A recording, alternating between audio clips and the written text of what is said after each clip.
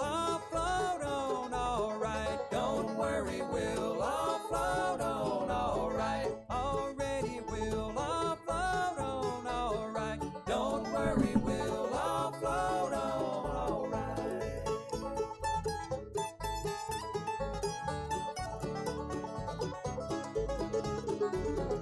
Don't worry, we'll all float on alright. Already we'll all float on alright. Don't worry, even if things end up a bit too heavy, we'll all float on alright. Don't worry, we'll all float on alright. Already we'll all float on okay. Don't worry, we'll all float on alright. Don't worry, we'll all float on alright.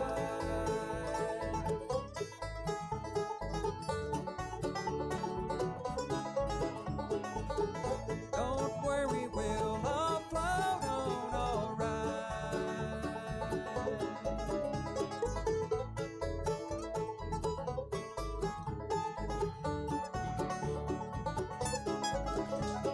Don't you worry, we'll all float on alright.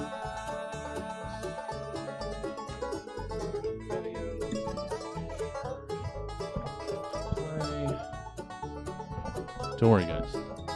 This isn't like a Don't you worry, timeshare presentation. Everything is going to be fine.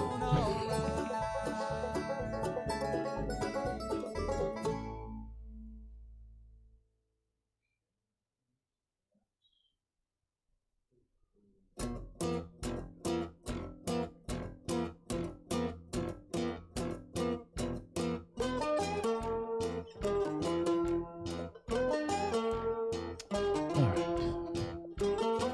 Now it's just weird for me just standing up here. I get that.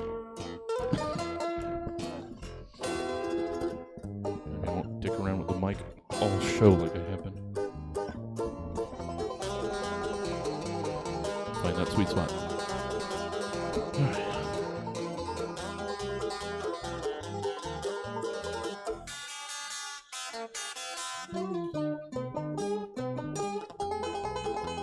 I'm just not used to actually being ready.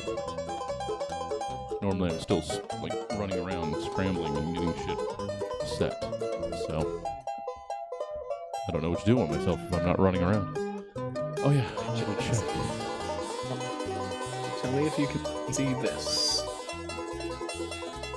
Yeah. Don't spoil it. Well, I gotta make sure it works. Yeah. Also, did you get the video I sent? Also got the video. It seems like that's gonna work too.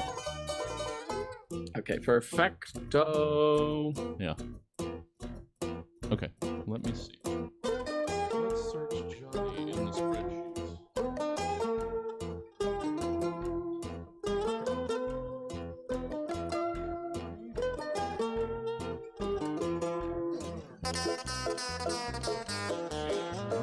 You know.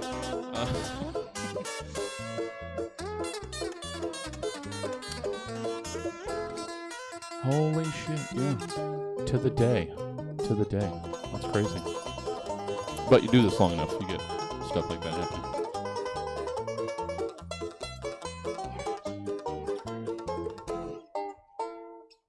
See, we stream everything that we do too. And it's my fault we can't just start right now because we got a countdown on the stream so that people can be there. Yeah. Well, please fire me. Oh. Yeah, liquidation sale.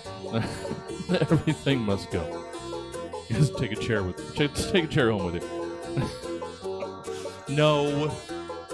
I love every minute of this dumb thing.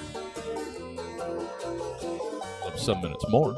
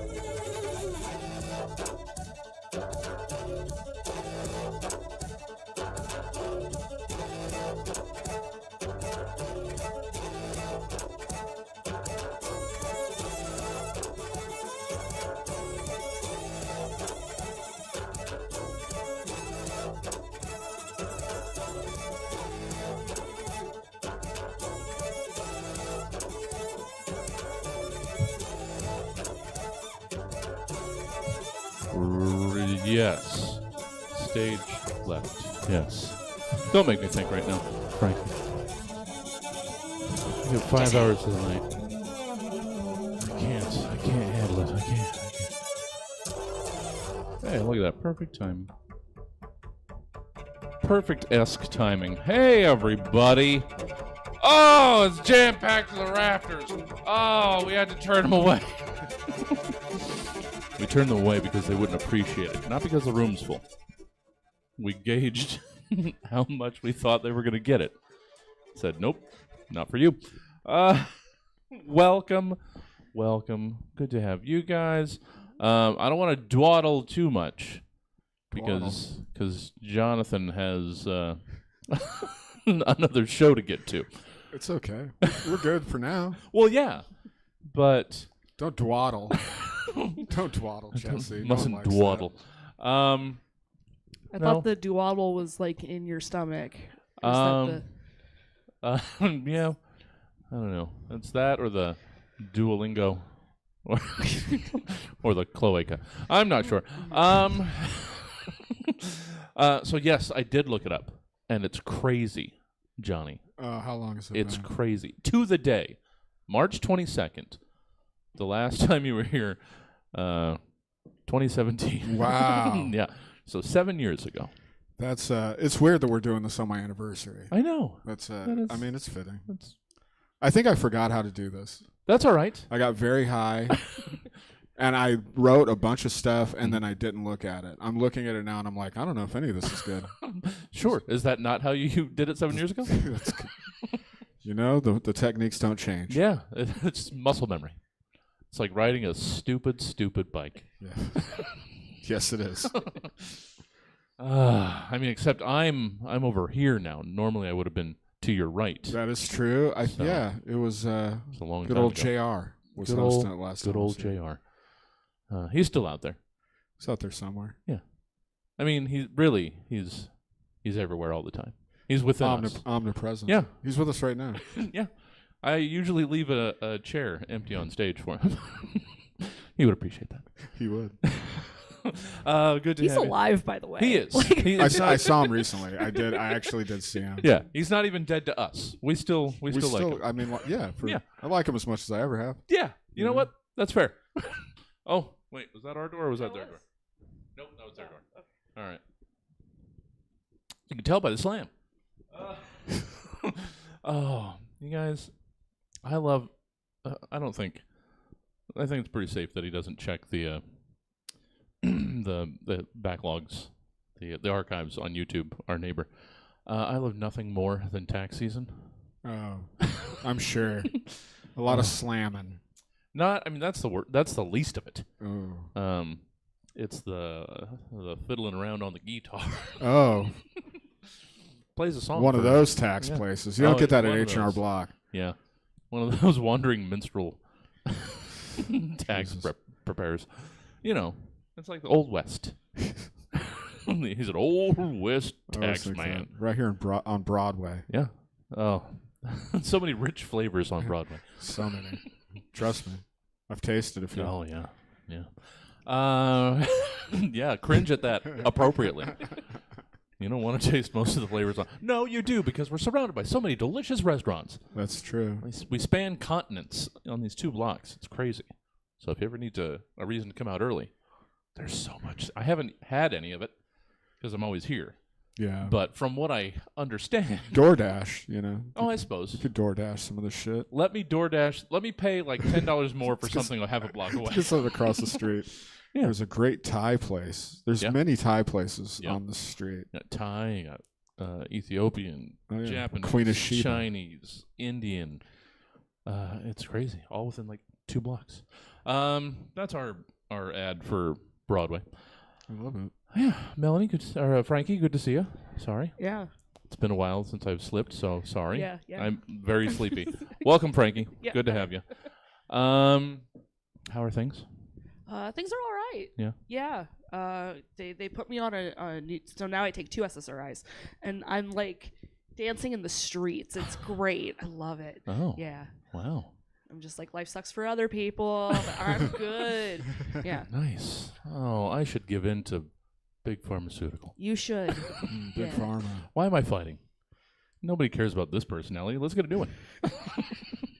Let's do it right. Yes. I've done, what is it?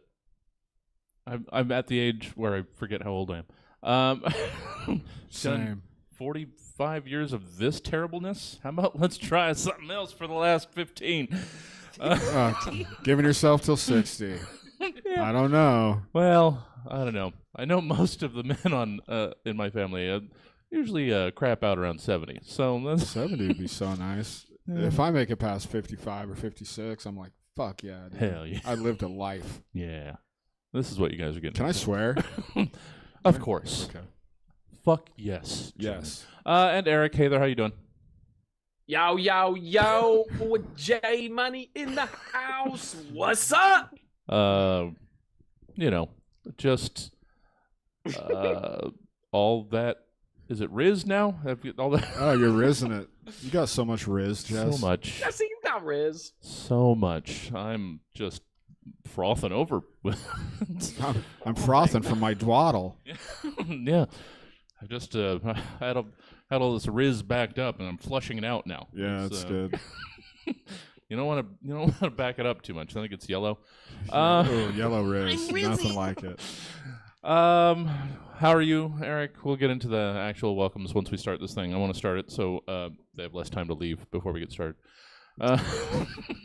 I'm doing all right. It's been a rough day. Oh no. One of the pugs is having some tummy trouble, so he's been I've had to clean up some messes today, so that hasn't been fun. And also I made a piece of digital media for one of my prompts, and while I was filming it, as you know, I go 100% for my for everything I do. And part of it involves me falling down, and I fell on my arm, and I think I may have bruised my rib. So, oh man, we don't get a lot of injuries in this show. Yeah, that's a big sacrifice. Yeah. Oh, so I mean, but going back to the pug, first they can't breathe, and now they're just spraying diarrhea around the house. Yeah. It's not diarrhea. Okay. It's not diarrhea. All right. It's no, he barfed a few times. And it's like, dude, I wake up and he's barfing on the sheets, and I'm like, dude, if you're gonna barf, don't barf on the sheets. Go over to hardwood where I can just wipe it up. But now I've had to do of sheets. Animals, animals never respect. Just go on the laminate. Just go on the hardwood. It sounds like backed up Riz to me. Oh yeah, you got to remember. It does have Riz. You have to express your dog's Riz glands. Yes, and you have to do it manually. Yeah, you do. We all know if anybody close to me has Riz, it definitely is Benson the pug. All right. Well, good to check in with everybody. We're going to do it again. Sorry. I don't know why we do this. Let's get in to the show proper, though, with a little bit of John Alston. He's still alive, too, probably, as far as I know. Who? John Alston? He's alive. Is he? Okay. I can confirm. That's good. So far, only 2 people that have been involved with this show that I know of are dead. Who? No, I can't say. Wow, I have to guess the dead person? This show's gotten progressive. Yeah. All right, let's do this. Roughly 24 to 92 hours ago, Stab's team of comedy scientists commissioned 3 specific humorists to give various potentially comedic takes on several random topics, which they will now perform for the first and likely last time in front of a live studio audience in a show called Stab. Stab is now!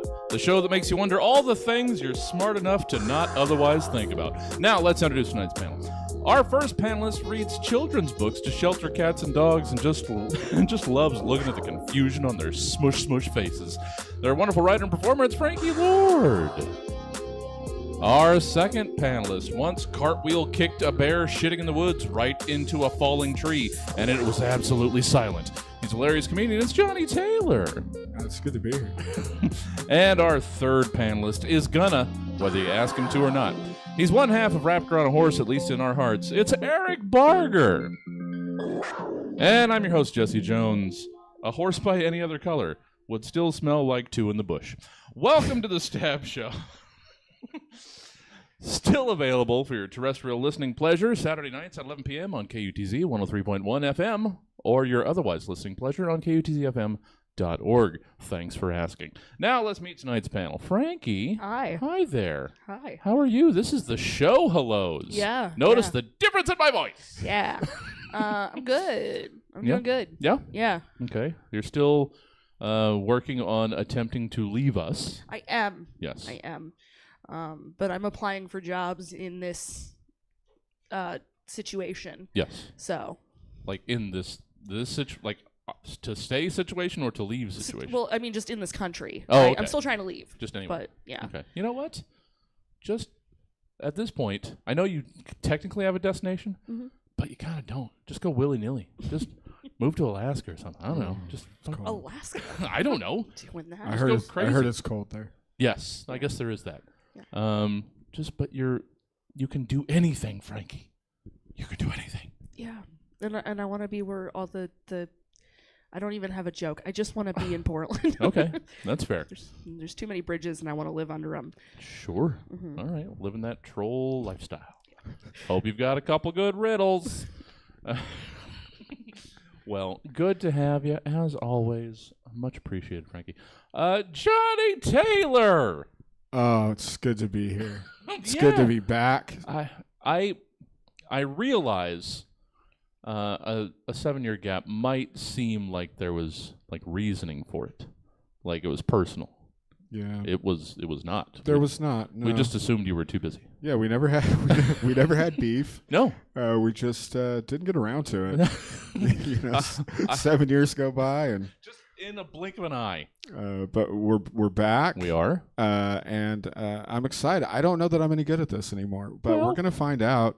We are, and we're gonna see if this results in another 7-year gap. Yeah, it could be. It wasn't personal. You're just not funny at this. I mean, that's as personal as it gets around here. But that's true. What are you up to? I mean, besides a show in an hour and 19 minutes. I'm doing I have a show tonight. No one cares about that because they're not going to hear it. But it's I'm getting ready to go back out on the road with Brian Posehn and some dates with Doug Benson.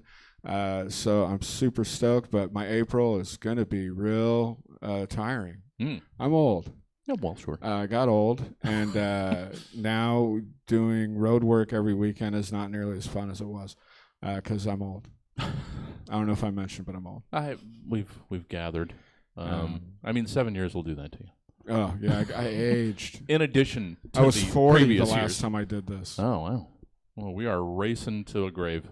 Oh, not fast enough. Let me tell you. Oh man, let's get those running shoes on. Good Lord. No, I'm never gonna. I'm too afraid. I'm still planning on transplanting my brain into a robot body by 2050. That was my goal when I was in elementary school. I love it. You were thinking about the slow march of death. I was. Even as a child. I put a time on it, and I think I got a shot. You do. The science is amazing. 26 more years? I think I got a shot. Oh. Well, good to have you, Johnny. Good to be here. Can't wait to hear the nonsensical rambling that even you can't remember. Yep. I'm looking at it. Woof. All right. Oh, looking forward to it. Eric Barger. Yo, J Money, what up? Okay, good. I'm glad you didn't waste that in the pre-show. Of course. How are you? I'm doing all right. Do I talk about the same stuff or something new? Well, we generally do news. We do the pre-show how are yous for like how you're actually doing, and then the in-show how are yous are usually based on programming or projects. Oh, okay. Well, that But, makes sense. You know, There's a sick pug. You don't want to leave that out. No, he's staring at me right now. He's all right. He's doing fine. All right. It's just, I'm not worried about him so much. I'm worried about having to walk back and forth and wash all the damn sheets. Because I feel like if you take 2 separate loads of sheets to the dryer, your neighbors are looking at you like, I think that guy pissed the bed. Sure. I guess that's one explanation for it. Sure. That's what I'm worried about. This guy all day won't stop pissing the bed. That's right. But Jesse, you'll be excited because this is probably the first time that anybody will take a stab prompt and then use it to make an actual piece of content that will go online later. Yeah, that's keep in mind as we go throughout the show that everybody here all had the same amount of time to do this. That's true. And you'll see how some really used it. All right. Well, good to have you, Eric. As always, sorry for the upset pug tummy. Let's start the show.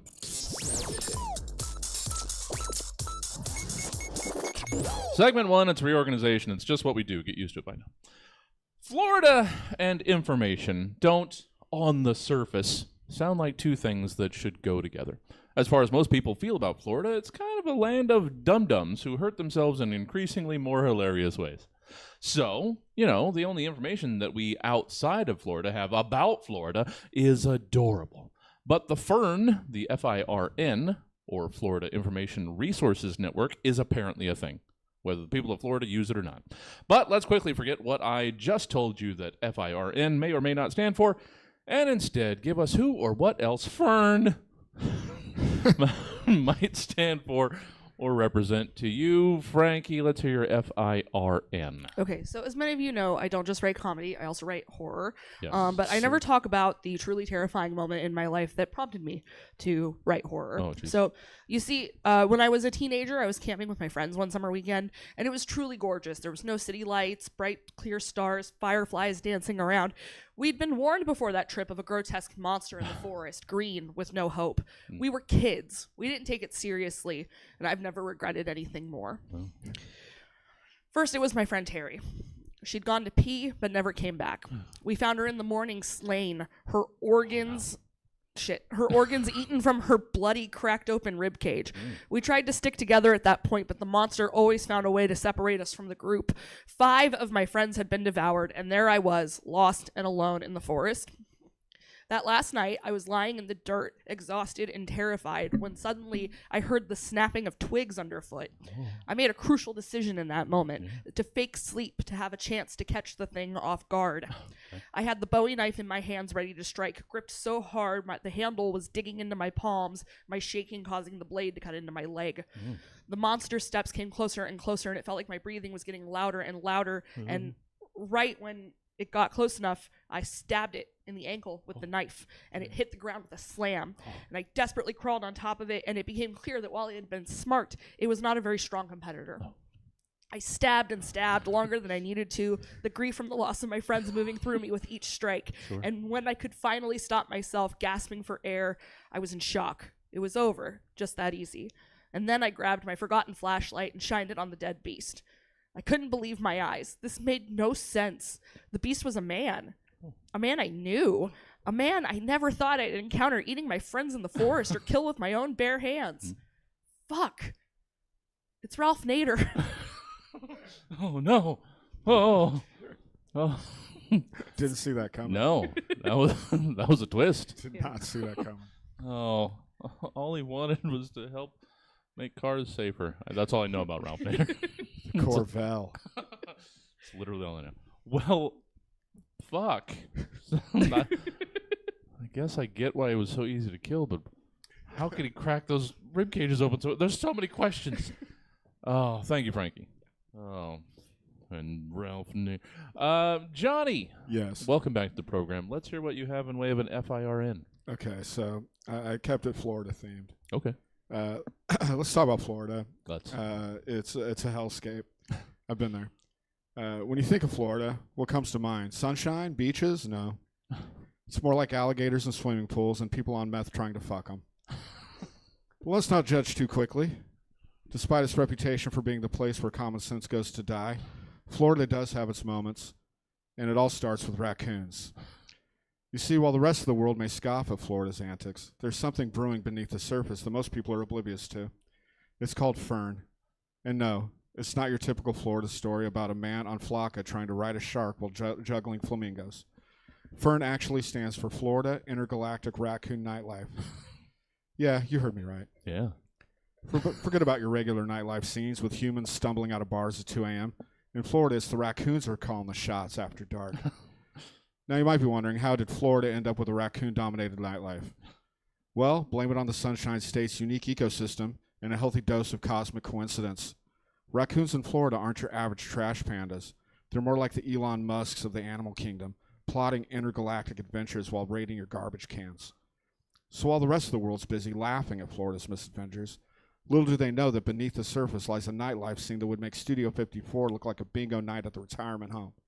So next time you hear someone making fun of Florida, just remember, they're probably missing out on the most epic raccoon party this side of the Milky Way.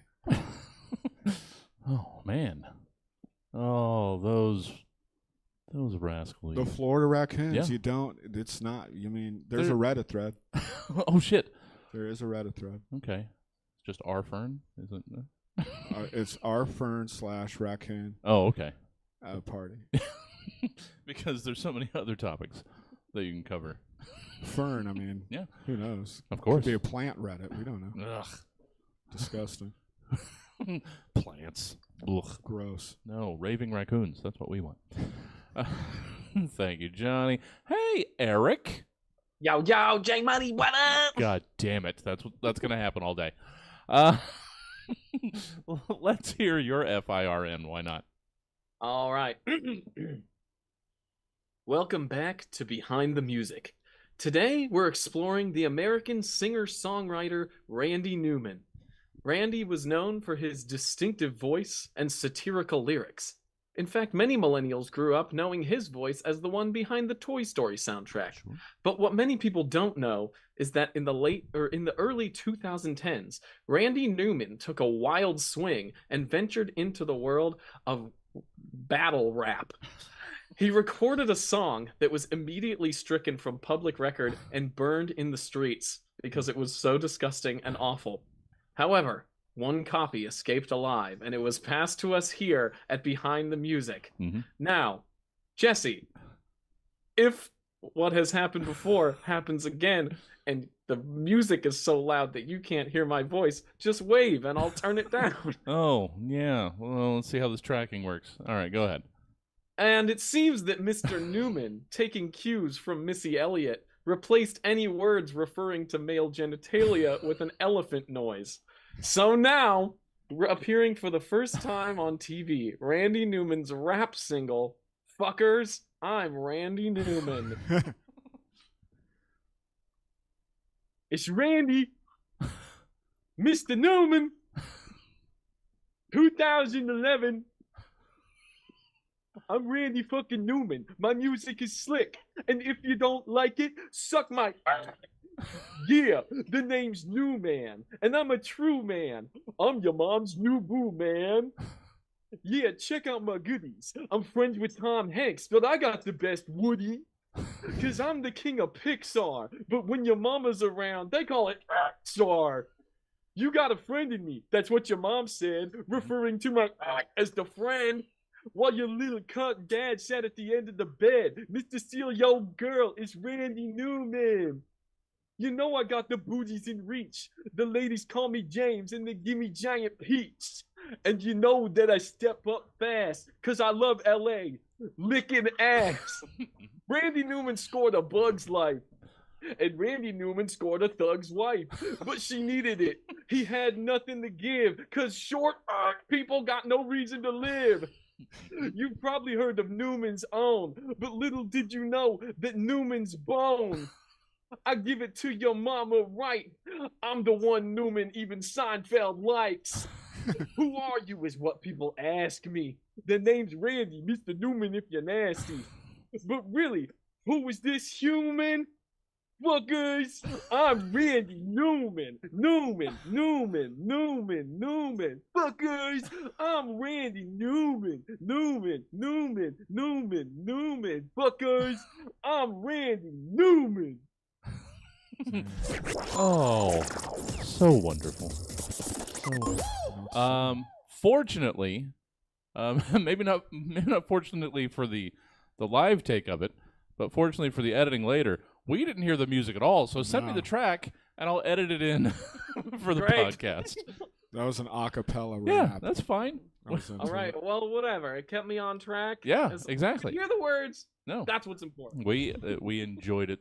I'm happier that we can hear it like clearly, and then we can add the track later, than for it to be all muddied and muddled and unusable. So Yes. so thank you. Now people can just take that acapella mix and remix it themselves.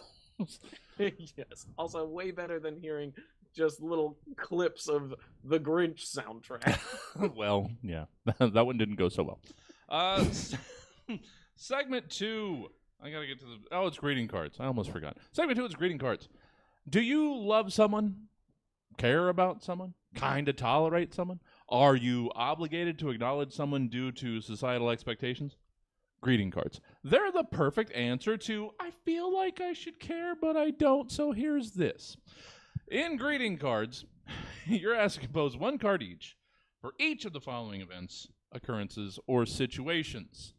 Let's see if Johnny did 3. I did 3. All right, awesome. I did 3. Because I know that's not a great setup. I was very high.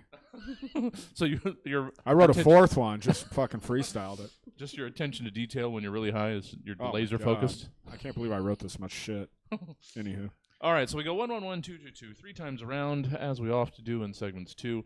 Let's start our first time around. Frankie, let's get us started with our first condolences on your slow transformation into a zombie card. Okay, so the outside reads, it was supposed to be love at first bite. And then the inside reads, instead it's necrosis, our sincerest apologies. And then it's signed by the entire staff of the Quest Diagnostic, where you got the zombie blood work done. Oh, no. You're not even out there fighting for your life, getting bitten. You got a bad blood transfusion and you're a zombie? That's the worst way to enter the apocalypse. That's how Eazy-E became a zombie. I heard. Yes. Yeah, I'm pretty sure that's exactly how that happened. Johnny, let's hear your condolences on your slow transformation into a zombie card. Okay, cover is sorry for your loss of humanity. Dear Jeff, remember, just because you're a member of The Walking Dead doesn't mean we can't still grab a coffee sometime. Sure. As long as you promise not to make it weird. You kind of always made it weird, even in your human form, so I'm not holding my breath. Wishing you all the best as you navigate your new undead experience. Stay hungry. With sympathy, Johnny Taylor. Oh, that's nice. That's nice. Fuck that guy. Eric, hey there. Yo, Jay buddy, what up? Son of a bitch. Not to tip it, but we did see that there may be some visuals involved here. So, yeah, you guys crane as best you can. Here's your first condolences on your slow transformation into a zombie card. All right, so we can see it here, but I'll still describe it for the audio audience. So this is a big dumb guy with a big dumb nose, and he's got a speech bubble, and it says, "You may be turning undead." Then you turn the page, and it says, "But at least you ain't turning undies red." And it's a guy with his pants down, and he's got a big red stain on his tighty whities. Okay. All right. That's the dumbest thing I've ever seen. Yeah. Yeah. I love it. Looks like Ziggy a little bit. Yeah. A little zig-tastic. Like mashed so many comic strip characters into one. There's definitely some Ziggy there. I want that card. I want to give that to somebody. Yeah. At least you're not turning undies red. Congratulations on your hysterectomy? No. That's Sorry. Oh, Jesse. Sorry. I didn't write it. Eric did. The tag got me. Second time around. Let's get it started. Frankie, let's hear your happy you peaked 5 years ago but didn't know it card. Okay, so this is actually just a genuine letter. Okay. I don't like that eye contact. Dear doing gross wet stuff with strangers. Okay. You truly don't know what you've got till it's gone. I wish I hadn't blown you off, but I was sucked into the dark world of doing gross wet stuff with some guy you're in love with, which is truly vile on my part. If I had known COVID would put your best days behind you doing gross wet stuff with strangers, I would have stayed by your side to the bitter, sloppy end. Oh. Can't still? Is that not? No. That's in the past? It's well, you can still do it, but it's not the same. Yeah. Yeah. 5 years ago, it was better. There was a sadness to that one. Yeah. There's an underlying sadness. That came from a real place. That was autobiographical. Johnny, happy you peaked 5 years ago but didn't know it card. Okay, so cover is, remember when we liked you? Chad, remember when you were cool? You had the hottest girlfriend named Kim. You worked at the raddest record store in town. Those were the glory days. But guess what? It's over. Now instead of spinning vinyl and charming customers, you're sitting at home battling preteens in Fortnite. Don't worry, though. At least you still have those memories of your former glory to keep you warm at night. Here's to the good old days and the realization that they're firmly in the rearview mirror. Happy peak-iversary, old friend. Kim says hi. Oh, no. Oh. You reached the end of it and you thought, no, that's as sad as it can get. And then there's 3 more words. And it's a multiplier. It is. It's a score multiplier. Yeah. Thank you, Johnny. Eric. Yeah. Oh, let's not forget that. Let's hear your happy you peaked 5 years ago but didn't know it card. All right. Well, the front says, you may, for the audio audience, this is the same dumb guy with the same dumb big nose. He's saying, you may have peaked 5 years ago, but at least you haven't reached peak viscosity of the red stuff in your underpants. This is commitment. Committed to the bit. To the first idea. And we're along for the ride. I don't even know what to say. No, it's better than the first one, maybe. Was it? Yeah, only because I didn't want it to be that, and it was. And it was. Yeah. Okay. All right. Well, there it is. Some more. Enjoy all that. I'm just happy. You didn't spend the day making 6 drawings. You just did the 3. Yeah. So. It's a good move. Hey, smart you move. never know. You never know. We don't know what we got next. Never know. All right, let's wrap our third time through up. That was a sentence. Frankie, let's hear the first of 3 good luck on that drug test cards. Okay, so this one was supposed to be discreet, so at first it just looks like a regular, like, happy birthday card. Sure. But instead of there being, like, a money envelope in it, there's a cup to hold a urine sample. Like a fake one. Mm-hmm. So the card doesn't even close. It's maybe not my best work. Yeah, I was gonna say that's you can only get like one of those on the rack. Yeah. It's not even like a collapsible like camp cup. No, it's paper. It's plastic. It's not paper. Yeah, that's just all right. I feel like I'm there. Yeah, gotta think about the shelf space here. Thank you, Frankie. Johnny Taylor, your good luck on that drug test card. So the front caption just says good luck. And then inside the card it says, hey, Ken, so I heard you got a big job interview with that snowboarding company. Ironic considering your history. Let's be real. You're going to fail that test. We both know what kind of snow you've been shredding on the weekends. And just remember, if you get the job by some miracle, Molly from accounting doesn't mean someone sells Molly in accounting. But don't let me rain on your parade. Give it your best shot. Just don't take any shots before the interview. It'll make you even less interesting, even though I know that you think alcohol has the opposite effect on you. I've been meaning to tell you this, Ken. You're a drunken bore. Good luck. Sincerely, Johnny. Oh, man. Poor Ken. That one got mean. Yeah. Well, yes. The other 2 were so lighthearted. They were sweet. Thank you, Johnny. Hey, Eric. Let's wrap up some greeting cards with your take on the good luck on that drug test card. All right. Well, Uh-huh.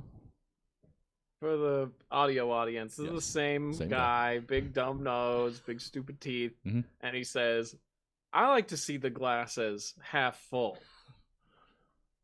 But in this case, I hope the glass is 100% full of clean piss. And Jesse, wouldn't you believe it? Surprise! It's a 3-pager. And he says, kind of like my underpants, which are 100% full of red stuff. God, it's the gift that keeps giving. Oh. You never think you're going to miss it until it's not there. And then when it's there, it's that warm feeling. It's like a hug. Yeah. It's like a big, red, messy hug. That it's just going to stain all the laundry. Thank you. Segment 3, move on quickly from the red undies. It's campaign trail. It's starting to smell more and more like election season. You know the smell. Wads of blood-soaked hundreds and liniment. The rotting near corpses of the candidates and the state-of-the-art disposable diapers that keep them dry and respectable. You know that smell. That and the sadness of a small number of people crushing the majority of the populace underfoot for a lifestyle that they're too old to enjoy and more money that they could ever spend in 30 lifetimes. You know, that smell. Any hoozle. In Campaign Trail, it's your job to give us a campaign speech meant to convince us that your specific candidate is the best choice for these varying positions, posts, or platforms. So let's hear what you're stumping about. Frankie? This is sweet and innocent, and it couldn't well, let's see.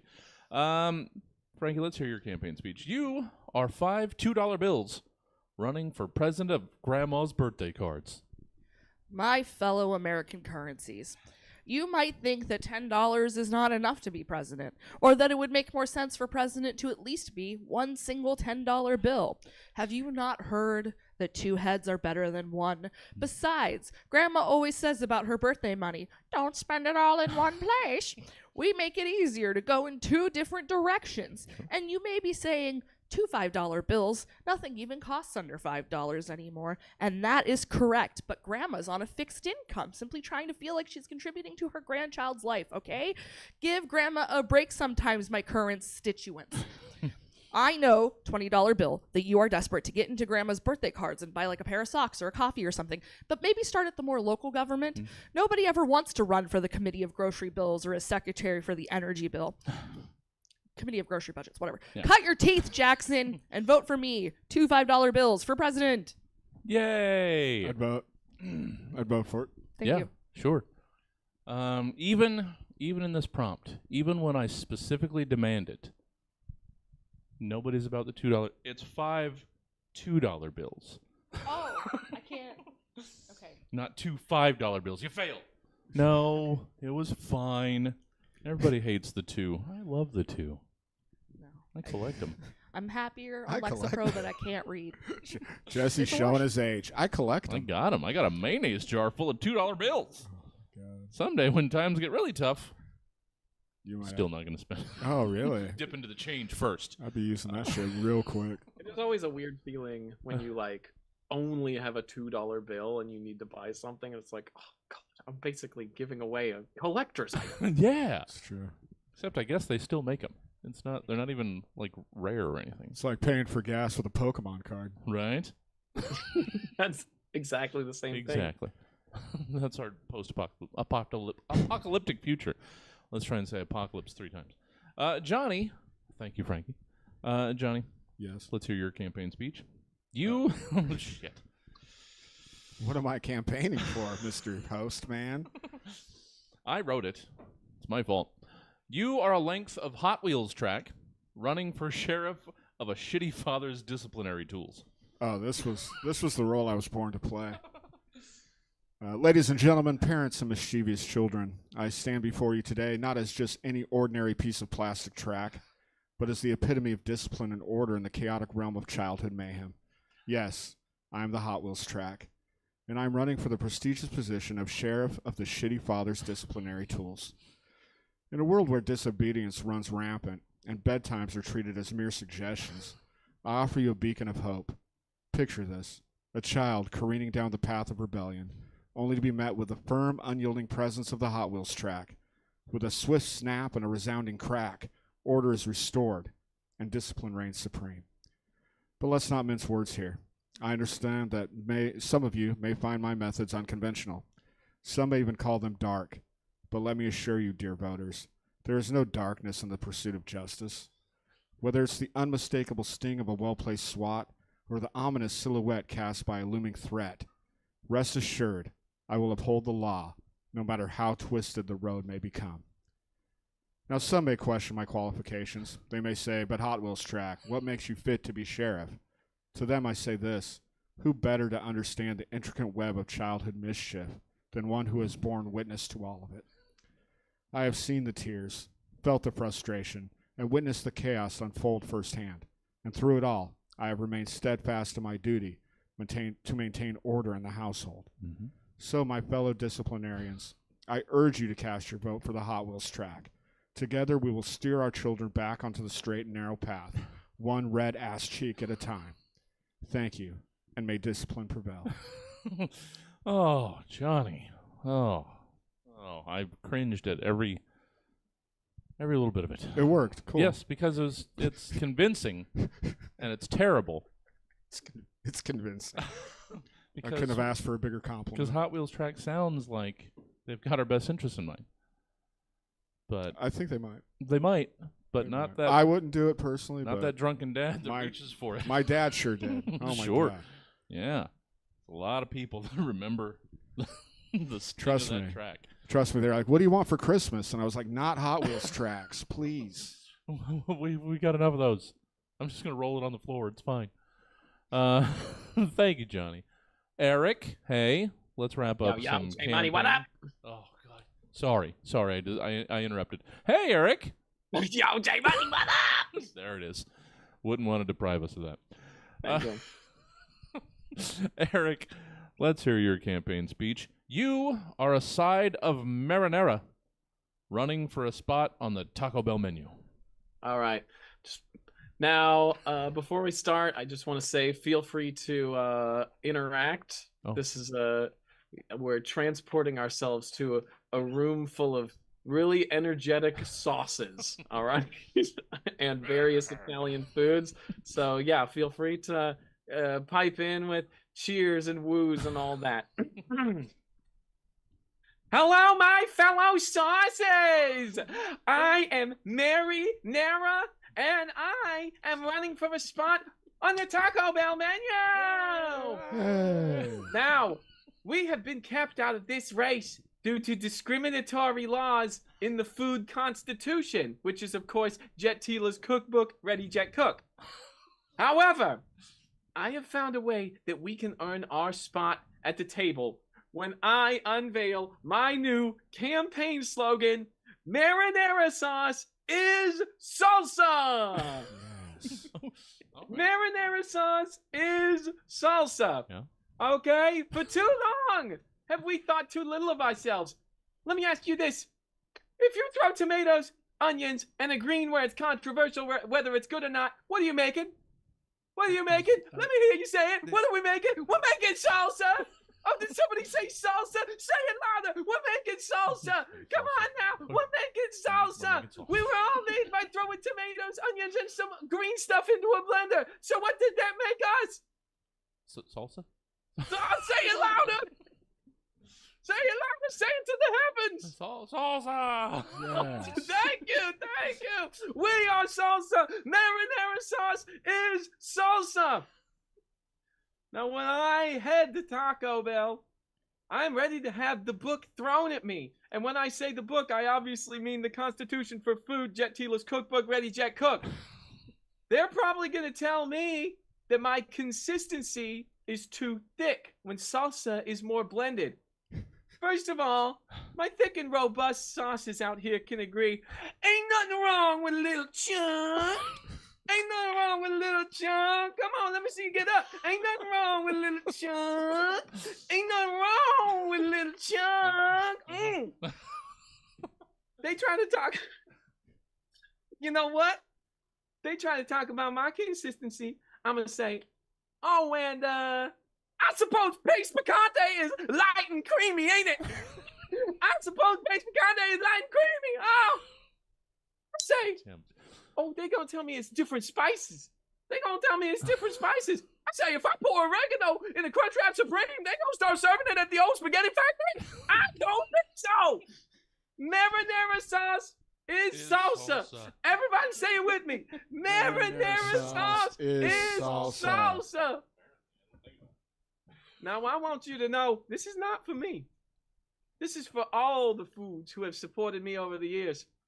And once I win this election, I'm going to say, we need some changes around here. We need to fundamentally overhaul the Constitution, a.k.a. Jet T. Let's cook, book, ready, Jet Cook. Because we all deserve our spot. To my best friend, Alfredo Sauce, I'm going to tell him, Alfredo sauce is sour cream. Everybody say it with me. Alfredo sauce is sour cream. Can't do that one. I'm going to march in there and I'm going to say, you know what, quesadillas? You ain't nothing but a big flat mozzarella stick. I could go on. Nachos? Nachos, you ain't nothing but crunchy spaghetti. You ain't nothing but crunchy spaghetti. Cheesy gordita crunch is basically a deconstructed chicken parmesan. And red wine is a Baja Blast. Everybody say it with me. Red wine is a Baja Blast. Say it again. Red wine is a Baja Blast. So please, vote Nara this fall. Because one more time, think about it. You can't disprove it off the top of your head. You can't. Marinara sauce is salsa. Oh, man. I never thought about it. I have now. Yeah, like shit. I can't go back. Now that you opened that door. Might be real. Jesse's just gonna lay awake at night, eyes wide open. I can't go back to what it was. I can't go back to a world where marinara sauce wasn't salsa. All right, we got to move on. We got to get Johnny out of here. So, segment 4 at Pseudopharmacals. If there's one thing that'll make the evils of our political system go down smoothly enough for us to not notice, it's good old-fashioned drugs. They're our nationals' pastime. Our national pastime.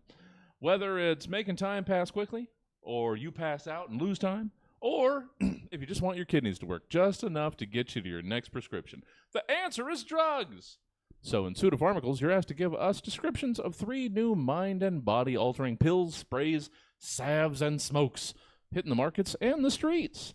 So get us all hopped up on life or some sort of chemicals. Why don't you? Frankie, let's hear about your new drug, Lavender Butterfly Wing Kisses. Oh. And they told me I'd do nothing with a women's studies degree. Oh, okay. Are you a heartbroken straight woman looking to swear off men? Have you romanticized lesbianism because you subconsciously don't take sapphic relationships seriously and therefore think they are problem-free? Are you convinced your life would be utopic if you could just get over the mouthfeel of vaginal fluids? Well, stop erasing trans women and talk to your doctor about Lavender Butterfly Wing Kisses, the nasal spray that can change your sexuality. Oh. In the past, straight women who were sick of men had to swear off sex for life, call it political lesbianism, and then leave long-lasting divides in queer communities trying to hold more real estate than bisexual women that they consider gender traitors. But now, you don't have to be a fucking weirdo about it. You can just shoot Lavender Butterfly Wing Kisses directly into your sinus cavity 3 times a day until all you can think about is that Rolling Stone cover of Kristen Stewart. If you already know what I'm talking about, don't worry. You're already gay. Hey. Side effects include homophobia, U-Haul relationships, being Eskimo siblings with every sapphic in a 60-mile radius in a matter of 3 hookups, lockjaw, being exposed to turf rhetoric about trans men, carpal tunnel, strap rash, straight men still trying to fuck you arguably even more than before, being asked who is the man in the relationship, nausea, vomiting, abnormal discharge, and a praise kink. Lavender Butterfly Wing Kisses. Be gay. Do crimes on your terms. Oh, man. Oh, so good. So good. Jesus. Oh. And here I thought marinara being salsa is what I was going to take away from the We've show. changed the game. But no, quickly replaced by strap rash. Didn't even think about it. Didn't even think. Oh, I guess that's coming from my privilege. Didn't even think about it. Check it, Jesse. Just a real problem Check it. of strap rash. It's been real for a long time, kids. Read a book. I don't know. Thank you, Frankie. Holy criminy. Johnny.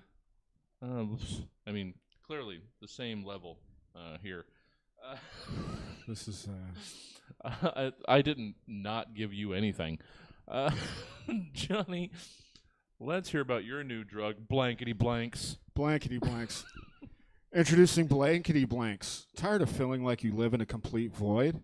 This revolutionary drug offers the perfect solution. But that's not really important. What we love is the side effects. The directions for use is you take one Blankety Blank daily with a glass of your preferred existential crisis.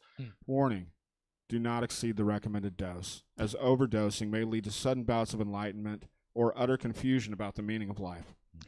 The side effects. Developing a sudden and uncontrollable urge to communicate in languages you never learned. Your reflection in mirrors may start giving you unsolicited life advice, otherwise known as the dad effect. An inexplicable affinity for pet rocks. And my favorite, temporary invisibility to cats, but increased attractiveness to dogs. Oh, no. Woof, woof, bitch. That's it. Oh, thank you. I like to just end anything on woof, woof, bitch. Yeah, I mean, it's so versatile. It is. Happy birthday, I gotta go, woof woof, bitch. Oh, yeah, that was the end of my first wedding's vows. Yeah. It's having to hold, sickness and health, woof woof, bitch. Nailed it. Thank you. It's like you were Johnny. there. Yeah. Thank you, Johnny. I gotta go over here for Eric's, except I'm not gonna be able to read it, so I have to. And now we've got, who knows? Could be an audience member. It could be a random hobo. Could be somebody in the next show. Who knows? Hi. Hi. Come on in, you guys. Were you actually showing up for a 9 o'clock show 40 minutes early? Yeah. Wow. You guys are prompt. That's all right. You missed the whole marinara thing. Yeah, you're never going to understand that marinara sauce is actually salsa. Think about it. Hear about it. Think about it. Please enjoy the last eighth of this show. Please. Your standing and looming is only I get to stand in this room. Yeah, welcome. I know it blew our minds too, and that was literally like 3 minutes ago. Well, enjoy. I can't explain the show to you right now. You're just gonna have to catch up on the fly. Like for example, Eric is gonna give us his rundown of a new drug, and to make it even more complicated, he's got a video. So, just to confuse this further. Eric, let's hear about your new drug. The third one is always the one that sounds like the commercial one, so I always have to take a second to run up to it to actually get the pronunciation. Yeah. Eric, your new drug, Rylonxitrox. All right. So just roll the video. Eric? What? I just rolled the video now? I didn't know if you had an intro. Okay.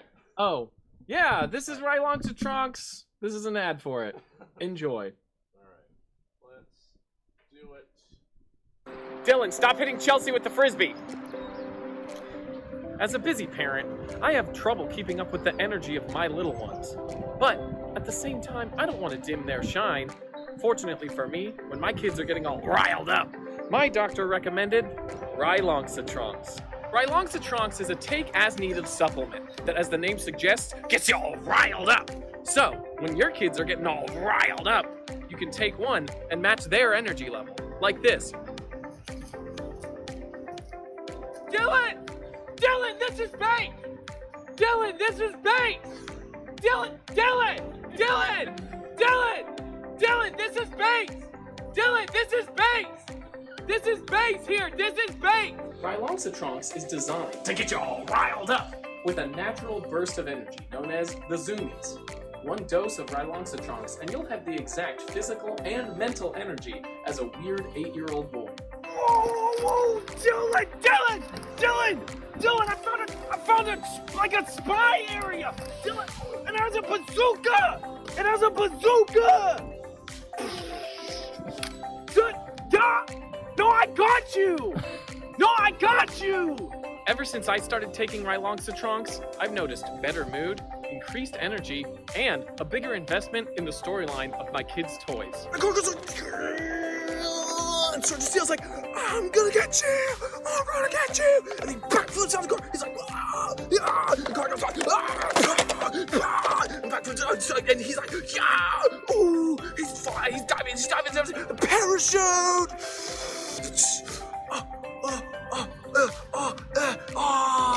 Rylonxitrox uses its patented formula of Airhead Sours and Sprite Remix to get you all riled up. Many patients have even reported lower A1C and increased upper body strength because for some reason they're compelled to do this.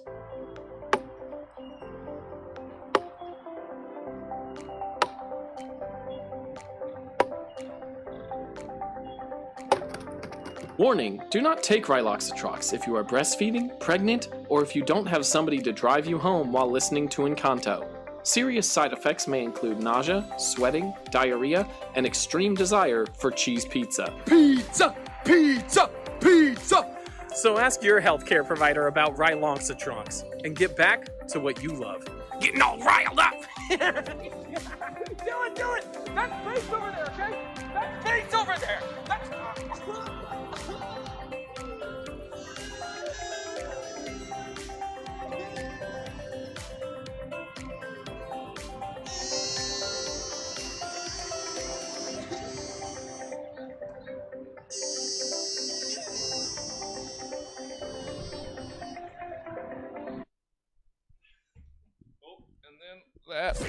That was fairly seamless. He's in Los Angeles, so no.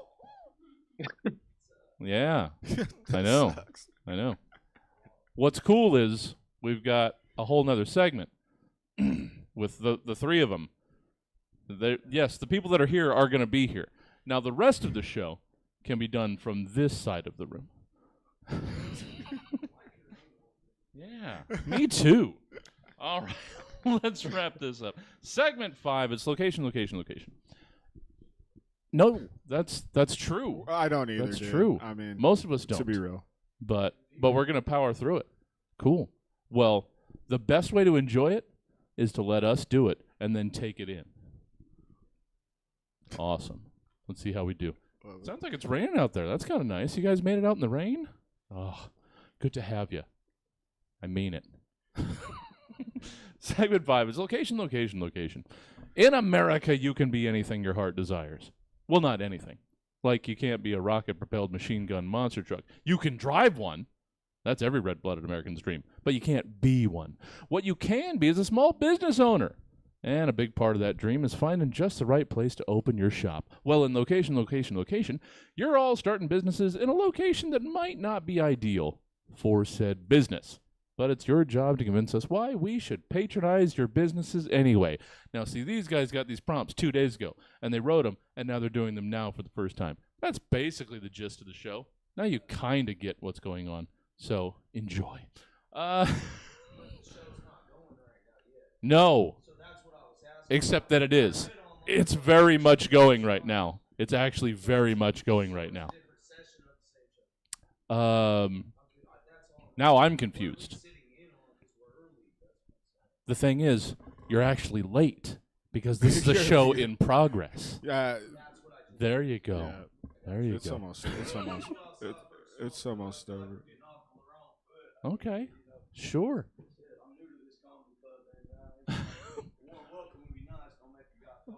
Oh, we welcomed you very warmly. And I'll cool. Enjoy. Oh. Huh? All right. What did I say about small business ownership? It's wonderful. I love it so much. Let's just power through. Hey, so location. Mm-hmm. I thought I would enjoy the rest of it, but here we are. Hey, Frankie, Mm-hmm. let's hear your business pitch. Okay. Oh, fuck. We go from that to this? I apologize. Frankie, to anybody that actually gets the reference, you run a baby gap in the world of the movie Children of Men. Mm-hmm. This is a hell of a first impression I'm about to make. People told me that owning a baby gap when there's no children left in the world was a bad business move. But that's because people didn't account for hobbies in the end times. Buy the best clothes for your sad doll collection here at the Remnants of Baby Gap. You can even buy these clothes for your weirdo pedo sex doll. I don't care. Why would I care? There's no real kids for you to diddle anymore. We accept every world currency and K-cups. End times baby gap. For sale. Baby shoes. Never worn. Oh, no. It was dark. Yeah. And I liked it. I think the darkest part is that K-cups have become a form of currency. I love it. That's nuts. It's like trying to buy gas for the Pokemon card. Exactly. Sorry. Oh, I it had came to go back I had around. to go back. Hey, Frankie, what are you up to? How can people get more Frankie Lord in their lives? Yeah, so I am actually going to be in Duel. Oh, yes. I'm doing that with Milk Surface because, of course, I am. We are Tableless Behavior, and so we are doing the prelim that's on the 7th of April. I want to say. Cool. Yes. And that'll be fun. And then I'm just still, at Oops and Non-Binary, like everywhere. Sure. Yeah. Well, awesome. Yeah, please check it out. Mm-hmm. Easily the fastest we've walked anybody for this show. Oh, I love people. I'm so ready to close this out. Yes. Yeah. Please. I'm terrified. Johnny, hi. Hi. Let's get your last piece of the evening. You're opening a business. You're trying to sell jellyfish to Smuckers. Yeah, this was a real thing. I was very high Smuckers. when I wrote this. Oh no, Smuckers. He would love the jelly this. company. He would love this. I mean, I'm sad. This would have been his favorite. I'm bit. sad he would be riding a 4-hour erection after this. All right. Okay. Step into the abyss. A breakfast surrealism with Smucker's latest creation, Jellyfish Jams. The illicit love child of the ocean's sting and morning toast. Picture this, a jar filled with the pulsating essence of a real jellyfish, captured at the peak of its electric frenzy. Spread it on your toast and feel the subtle tinge of tentacles as they dance across your palate, awakening senses you never knew you had. But beware, dear consumer, for our jellyfish jams hold secrets darker than the depths from which they come. Rumors whisper of unsuspecting souls who dared indulge too deeply, only to find themselves entangled in a web of marine madness. Yet for the brave and the bold, our jams offer a culinary voyage into the unknown. Use it to summon eldritch flavors in your cooking, or to barter with creatures from the depths beyond mortal comprehension. So if you dare to defy the ordinary and embrace the abyss, grab a jar of jellyfish jams today. But remember, once you taste the darkness, there's no turning back. Yeah. Yeah.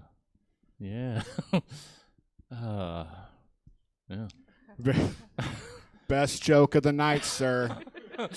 Best joke of the goddamn night. You set him up, though. I did. Remember that. I did, with 500 words. Johnny Taylor, good to have you back. Oh, bro. It's been that. 7 goddamn years. And it wouldn't have been a welcome return to the show without... I love that you got into a conflict with an audience member. It was like, I was like, that's good old so days. Jesse. That is so, he walked people in 4 I was minutes. trying to welcome him into it, but he wasn't quite grasping that, that you- people I- being on stage means something's happening. Yeah, that Weird. dude just got off a plane from West Virginia. And he was just like, bro, what's happening? And then he's like, I don't know what's happening. And I was like, I don't know what's happening. I'm new to this comedy club thing. I'm used to yelling at my TV. They don't talk back to me. I wish they did, but they don't, man. I like that he said, looking for a warm welcome, you just make a guy feel like a fucking idiot. And then he said, I did give you a warm welcome. And he said, thank you, sir. He's very polite. I mean, he was both right. I did give him a warm welcome, and then You did make him feel like a fucking idiot. Yeah. I don't know how I could have done that. He was such an intelligent man. Johnny, where can people get more Johnny Taylor in their lives, if should they so wish a thing? I'm at Hipsterocracy all the places, and you can come see me live. I'm all over the country in April. Yeah, and just go to Instagram or whatever, and you'll see. Yeah, and if you got 25 minutes, you can get over to Arden and catch him in a little bit. I will. I'm leaving now. I was gonna say you can leave and not finish the show. Bye, Eric Barger. Nice meeting you, Frankie. Bye, Johnny. Jesse, great job. Let's make it not 7 years ago. Oh, let's. Just so long as I was just looking for a warm welcome, Jesse. Yeah, well, go fuck yourself, Johnny Taylor. That's how we say goodbye all the time. It's fine. Good to have you, Johnny, as always. Look out for the guy out there. Hey, Eric. Yo, Jay Money, what up? Are you going to be here or not? What the, what the fuck, man? That was wild. Eric, let's close out this gosh darn program. Before we do, before we get to your last piece, let people know where they can get more Eric James Barger the first in their lives. All right. Well, you can find me. You can find me on Instagram at itelectric, not it's electric. Itelectric. Where I will post that Rylonxitrox video sometime this weekend. Awesome. And you know what, Jesse? I'll give you a tag. Oh, shucks. I'm serious. But yeah, you can find me at itelectric. Molly, my partner Molly, and I also do a stop motion series called Raptor on a Horse. That's at Raptor on a Horse. And you can find me on Spotify under the artist name EJB1. I have an album of party music called Party Animal, parentheses, party music by a guy you don't want at your party. Yes. Eric, so good. So happy to have you. Let's close out the program. That I won't dwell on it. They could have gotten more content. They're probably not going to come back for the 9. They go with Johnny. Oh, go to Punchline. They'll kick him out even faster. Eric, let's close out the program. Let's hear your pitch for your small business. You sell smart appliances that shouldn't be smart. All right. Y'all ready for this? Hey, everybody, thanks for coming out to TechCon 2024. My name is Jeff Dingus, the CEO and Chief Researcher of Boobly. Now, I got a question for everybody out here. How many of us have trouble remembering to brush our teeth, huh? Hands up. Okay. Not a lot of hands up. That's okay. Okay. Really? Nobody here forgets to brush their teeth. Nope, nobody. Okay. Well, if you're like me, you never remember to brush your teeth at night or in the morning. So you're walking around, you're trying to have conversations, but people keep gagging and spitting up because your breath is so stanky, right? Come on. Who's had this happen to them? Hands up. Come on, no need to be shy. Hands up. Okay. I think some of you were lying out there. But it's okay. We'll move on. Now, but that's why I've partnered with Oral-B to create the Oral-B. It's a small bumblebee-shaped device with a built-in timer, so that when it's time for you to brush your teeth, it excretes toothpaste through its little stinger, flies to wherever you are, crawls into your mouth, and forcibly brushes your teeth. Because I think we can all agree that's just about the only way we could remember to brush our teeth, huh? Right? Come on. Let me hear it. I always forget to brush my teeth. All right, I'll get some of you.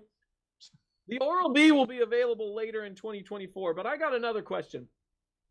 How many of us out here are always forgetting to put on our socks and underwear? Huh? Right? Hands up. Come on. Somebody put a hand up. Please, somebody put a hand up. Okay? Somebody out there has got to forget to put on their socks and underwear, right? Okay, I think some of you are lying, but we're gonna move on, okay? Now, if you're like me, every time you head out the door, you're getting ready, and you simply just forget to put on your socks and your underwear. So you keep having to buy new loafers because your insane foot fungus is always burning through the leather, and the inside of your pants is all caked with various fluids, right? Come on, hands up. Hands up. Who's had this? Somebody has to have had this happen to them besides me, okay? Please. Okay. Well, fortunately, I've partnered with Fruit of the Loom to create the Fruit Loom.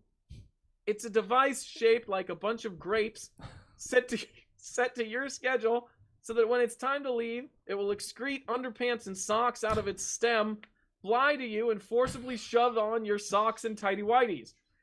Because I think we can all agree, this is the only way that we would ever remember to actually put on our socks and underwear, right? Come on! I cannot be the only person who spent 12 years getting a degree in mechanical engineering just because he can't remember to put on socks and underwear, right? Come on! Let me see those hands up! Please! I never forget to put on underwear. Mine is just always full of red stuff. Sir, I really don't think we want to hear about your undies full of blood. I never said they were full of blood. True, we didn't. You thought they were full of blood? That's disgusting. You're disgusting, sir. My pants are not full of blood. They're full of salsa. Why are your underpants filled with salsa?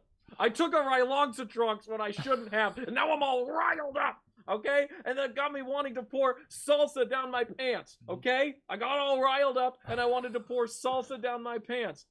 Hey, I could smell that from here. That's not salsa. That's marinara sauce.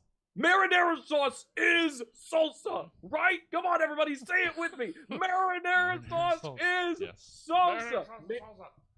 Marinara sauce is not salsa. You tell me the difference between marinara sauce and salsa right now, off the top of your head. Off the top of your head, right?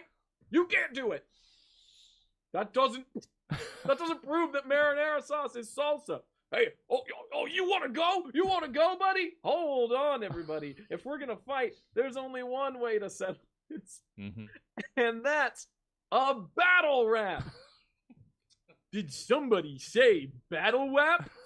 Whoa! It's Randy Newman! That's right. DJ, drop that beat, which we're not going to play because apparently you couldn't hear it before. 2011, it's Randy. You might think marinara's only for pasta, but guess what? Marinara is salsa. They're both red dips that you shove in your face. They've got onions and a tomato base. They both taste good if you give them a lick. And if you don't agree, suck my ass. Cause I'm the one who knows what's fucking true, man. How do I know? Fuckers, I'm Randy Newman. We out. I foolishly was wondering how, with all of the disparate things that you had done throughout the show, how would they all get pulled together in the classic Eric Barger cinematic universe that these shows always become? And you did it, Eric. Thank you, everybody. And I hope that you go home having learned something. And that thing being that marinara sauce is salsa. It is. That is what we've definitely learned. And the stab is over. Thank you guys. Thank you all so much for joining us tonight. And of course, a very special thank you to our terrific panel, Frankie Lord, Johnny Taylor, and Eric Barger. Now, do you like the heck out of listening to the Stab podcast, but want to love to catch it live as it happens? Well, you can. Just go on down to Stab Comedy Theater or tune in to Stab TV on Twitch Friday nights at 7:30, and we'll be waiting for you. Or if you'd rather stick to the podcasting, we respect that. Just subscribe to Stab via the podcast provider of your choice, be it Apple Podcasts, Spotify, or the Good Pods app. But that's all we got for you tonight. So until next time, I've been your host, Jesse Jones, urging you to set your clock ahead again this Sunday, and then just do it every week after that, just to make life more interesting. Good night. Thank you guys. Thank you so much. Glad you. I'm gonna just. Yeah. Oh, this fucking guy. Yeah. Oh. That's what I do around here. In case you hadn't noticed. Thank you, guys. Thank you. Thanks for sticking around. Yeah. I mean, he was just a little early. When you're that punctual, you get a big head, I guess. I don't know. Or you've been drinking for the last 2 hours before the show. One way or the other. The Stab Comedy Showcase will be coming up in about 20 minutes. So we're going to leave the stream going. So we're going to have a 20-minute pre-show. You're just going to have to deal with it. But if you want to catch the Stab Comedy Showcase, stick around. If you're not here already and you want to be, you should be in your car. So, yeah, we'll be getting started with the show in 20 or, as quickly as I can strike this and reset the stage. Thanks, everybody. Thanks, Eric. Thanks, Jesse. See you as always.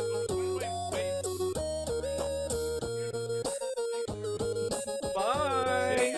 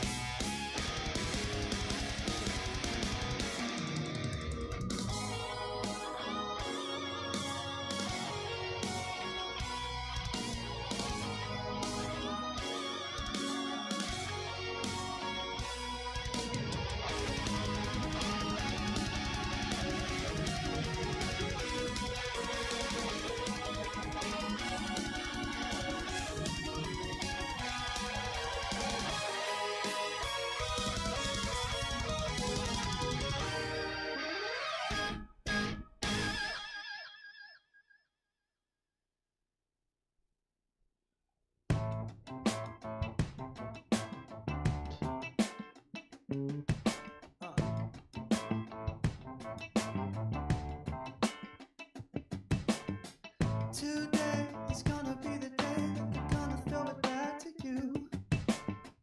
By now, you should have somehow realized what you got to do. I don't believe that anybody feels the way I do about you now. About you now.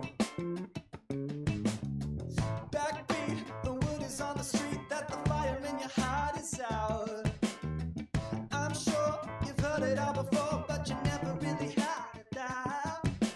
I don't believe that anybody feels the way I do about you now. About you now.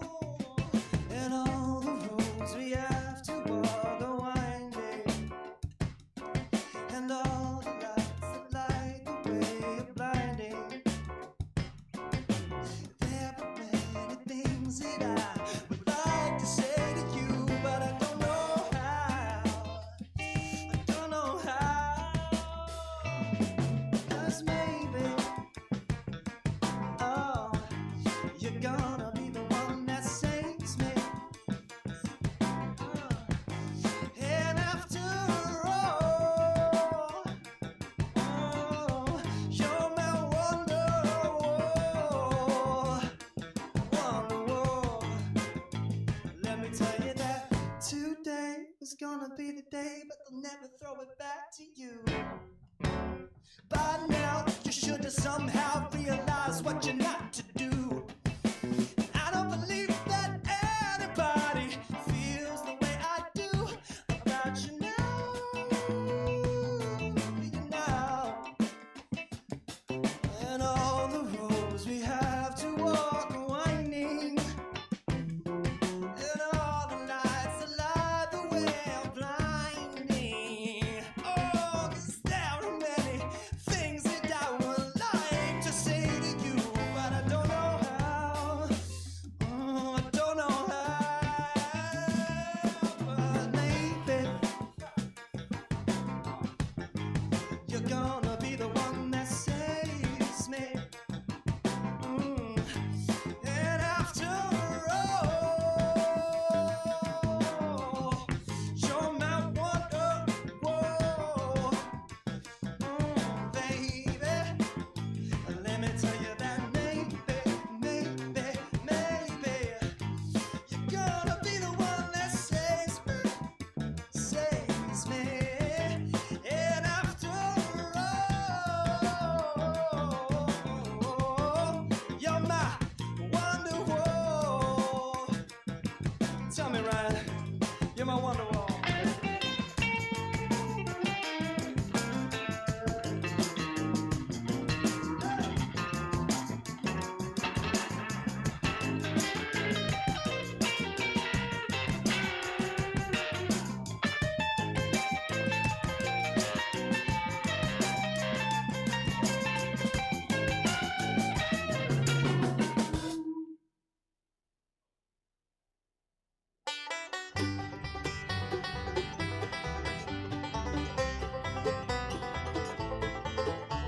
Your body may be gone, I'm gonna carry you in my head, in my heart, in my soul. And maybe we'll get lucky and we'll both live again. Well, I don't know, I don't know, I don't know, don't think so. Well, that is that, and this is this. You tell me what you want, and I tell you what you get away from me. You get away from me. Collected my belongings and I left the jail. Well, thanks for the time, had to think a spell, had to think a while, had to think a while. The ocean breeze salty, won't you carry it in your head, in your mouth, in your soul? And maybe we'll get lucky and we'll both grow old. Well, I don't know, I don't know, I don't know, I hope so. Well, that is that, and this is this. You tell me what you want, and I tell you what you get away from me. You get away from me. Collected my belongings and I left the jail. Well, thanks for the time, had to think a spell, had to think a while, had to think a while.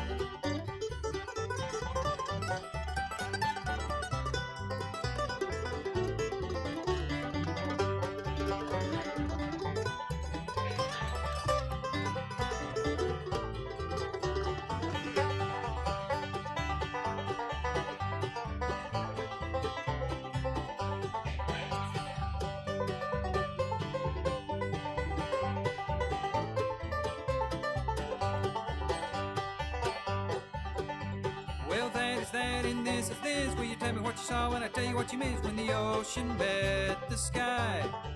You missed when time and life shook hands and said goodbye. When the earth folded in on itself. For your sake I hope you're really in heaven. Are you really there? Well, I won't hold my breath. You wasted life, why wouldn't you waste death? You wasted life, why wouldn't you waste death?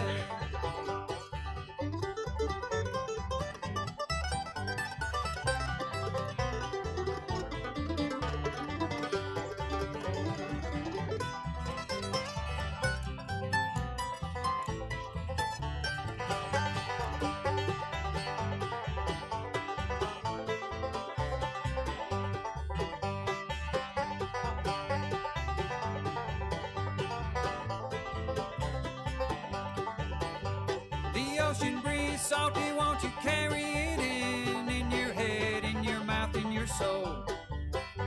The more we move ahead, the more we're stuck in rewind. Well, I don't know, I hope so. Well, that is that, and this is this. You tell me what you want, and I tell you what you get away from me. You get away from me. You collected my belongings and I left the jail. Well, thanks for the time, had to think a spell, had to think a while, had to think a while.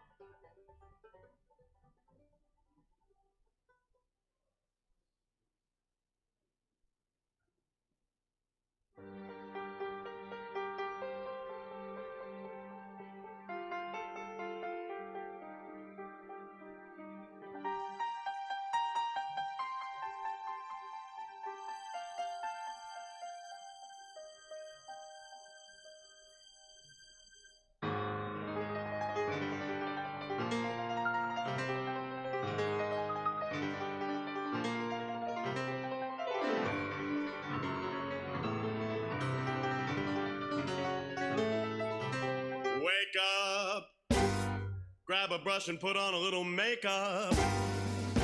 Hide the scars and fade away that shake-up. Why'd you leave the keys upon the table? You wanted to.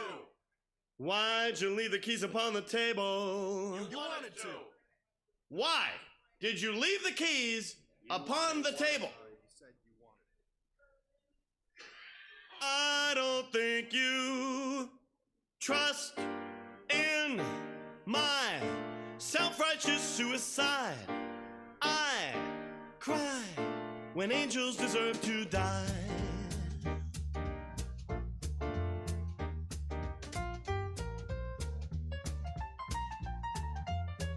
Je ne pensais pas vous trust dans mon self-righteous suicide. Je cry when angels deserve to. Father, Father, fucker, fucker, Father, into your hands I commend my spirit. Father, into your hands. Why have you forsaken me? Why have you forsaken me?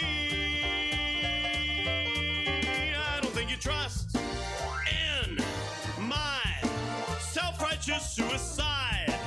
I cry when angels deserve to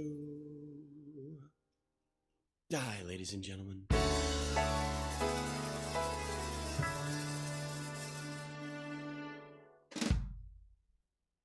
Lounge Against the Machine for 600. It's an audio clue.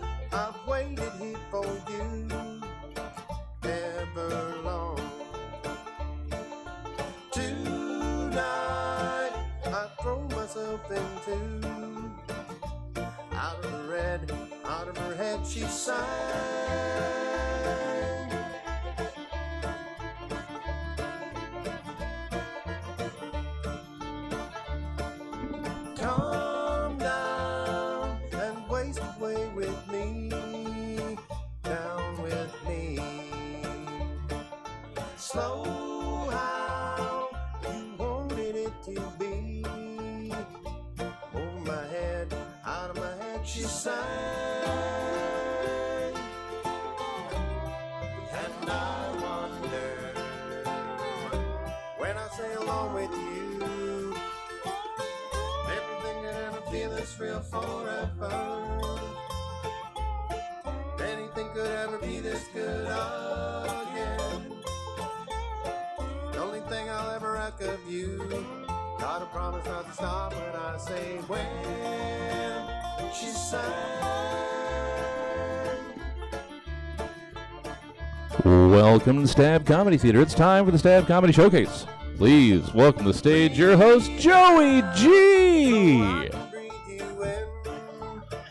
Hey, the uproarious smattering applause of a single human being. How are we doing today, guys? Good.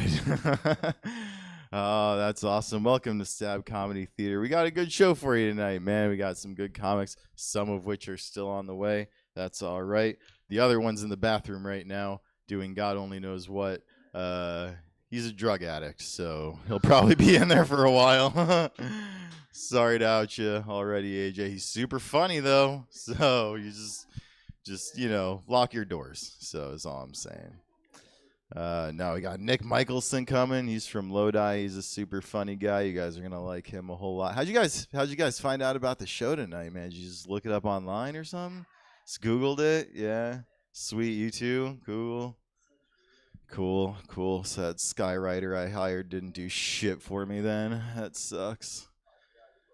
Yeah, dude. Oh, it's great, man. Especially later on at night, all the meth heads from the bridge come down, and we like to stand in a circle in front of the place because everybody gets to watch everybody else's back. It's just straight up survival at this point, man. Like you can't not do it. Yeah, I think Henry had to fight a homeless guy out there not too long ago.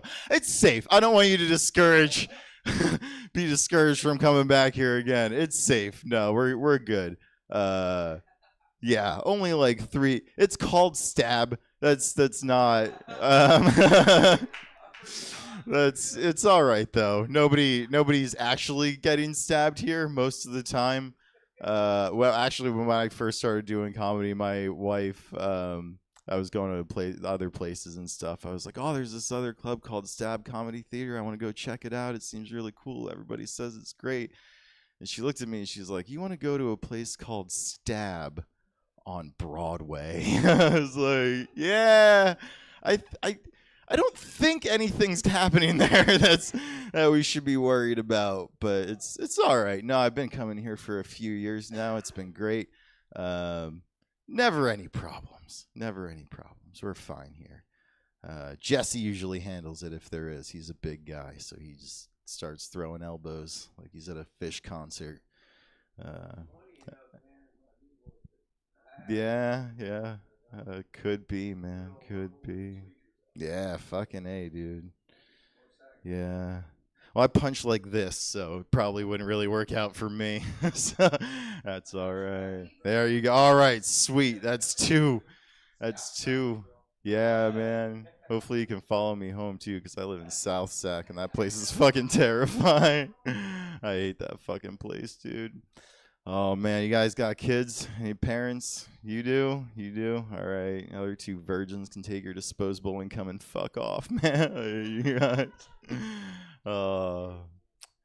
Yeah, if you had kids, you might not love them as much. I don't know. They're cool. No, they're great. My daughter's 4 years old. All she ever talks about is how she wants to be a firefighter and shit. Yeah, it's adorable. I hate that fucking idea. It's a dangerous job, you know? It is. And I'd just rather her join the family business, which is arson. We're arsonists. So, it's just a conflict of interest, really. My son said he wanted to be a stand-up comedian just like his dad. I said, that's great, man. I got a lot of really good insight for you on this. I can help you out with it, And the good news is that you have 2 very loving parents who are going to support all your hopes and dreams. Bad news is that having a happy childhood just isn't real conducive to you ever becoming funny. It's just not the way that works, you know, but you're young, you know, things might turn around. Like maybe you'll get bullied in school really hard, and then you'll have to learn how to use humor not only as a defense mechanism, but the only viable way of you ever actually making friends, because you've allowed them to convince you that you don't have any other redeemable qualities about you. And yeah, by the time you get in the 6th grade, you're dead on the inside, but by then the jokes will be flowing out of you just a little bit faster than your own tears, so no one will notice the excruciating pain you're in all of the time. And then after a few decades of drug abuse, alcoholism, crippling anxiety, and depression, you'll drag your whiskey-soaked body onto a stage and you'll tell people jokes, and those people will tell you they loved you for the time that you were on stage, but then those people will go home and never even think about you again because that isn't real love, and then you'll die penniless because this isn't a real job. Yeah. I was grabbing his face at that point. And he looked up at me and he said, "Daddy, I want to work in an ice cream store." There you go, buddy. It's cool, man. Do that shit. You'll make way more money telling jokes to 4 people at a time. Dreams coming true, man. Having kids is tough because nobody ever says anything useful. When you have kids, it's always the same stupid shit, right? You probably heard this. Well, they don't come with a manual. I know they don't come with a fucking manual. You have to improvise. Because what you do have access to are a whole bunch of Netflix documentaries about children who murdered their own parents. So I've just been watching those and taking a whole lot of notes, you know. Saw one about the Menendez brothers. If you don't remember who the Menendez brothers are, they were 2 brothers who murdered their parents for an inheritance. So now every night when I put my kids to bed, I show them my checking account balance on my phone. Just make sure we're on the same page, you guys. Look. If you murder mommy and daddy in a fit of rage tonight, you're going to owe like $132. You see, that's what all those scary red numbers mean. So just keep that shit in mind. Oh, man. I try to... Man, I'm fucking broke. I hate it.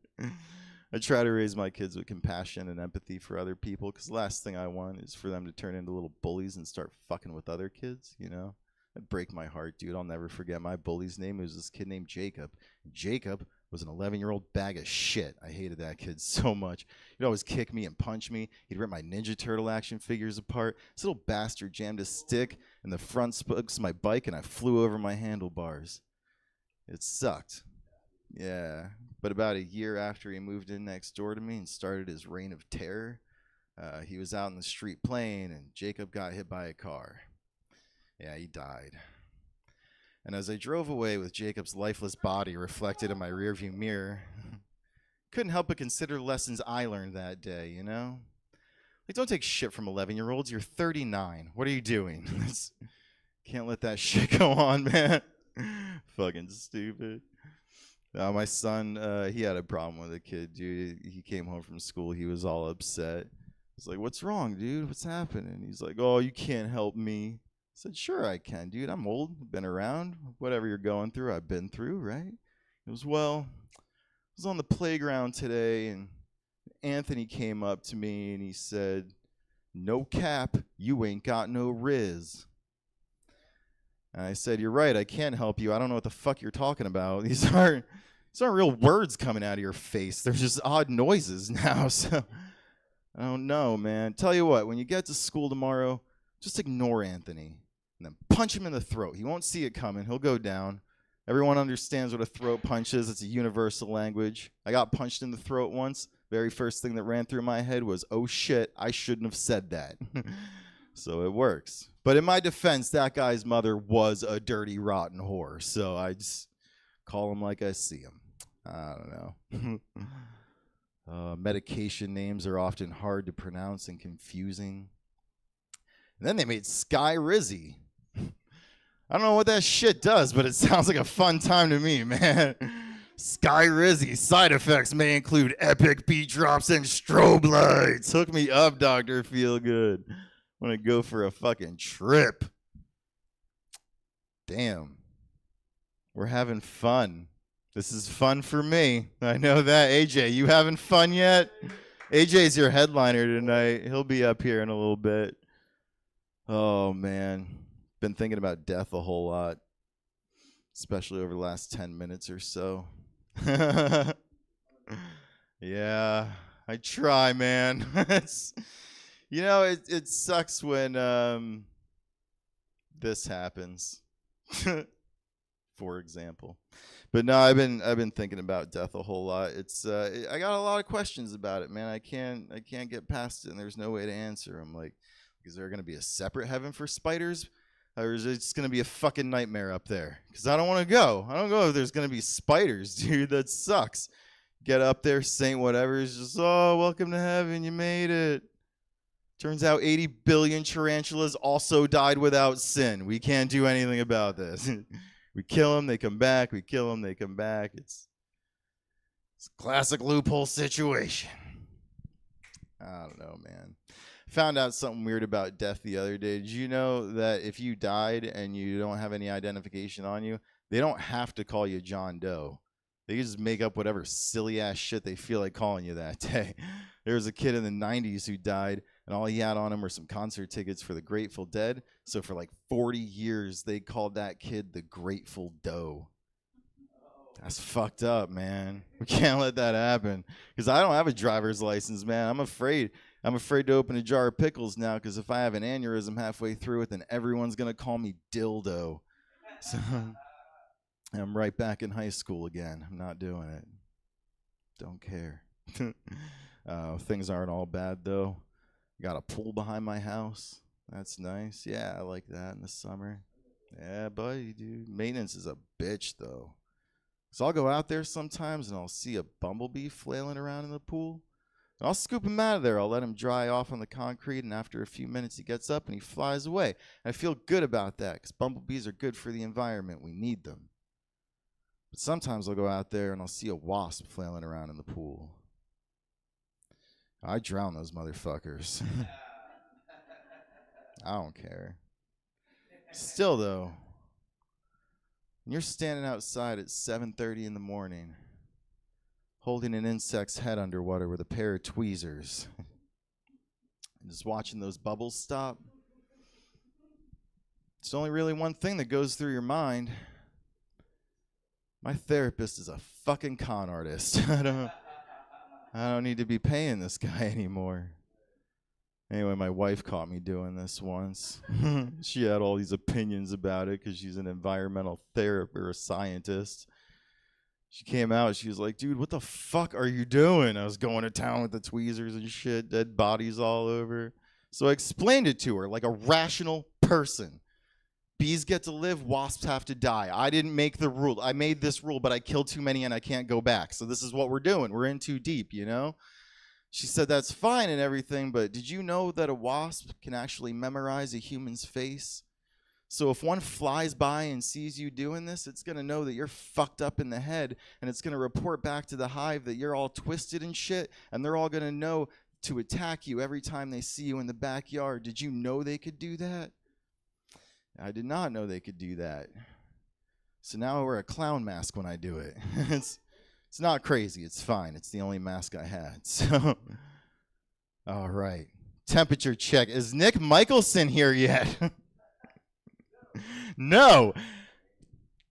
We'll give him a couple of minutes, I think.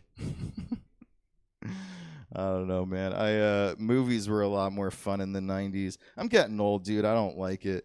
But movies were a lot better back then, because all they had to do was put up a screen of text before a movie that said, in October of 1994, 3 student filmmakers disappeared in the woods of Burkittsville, Maryland while filming a documentary.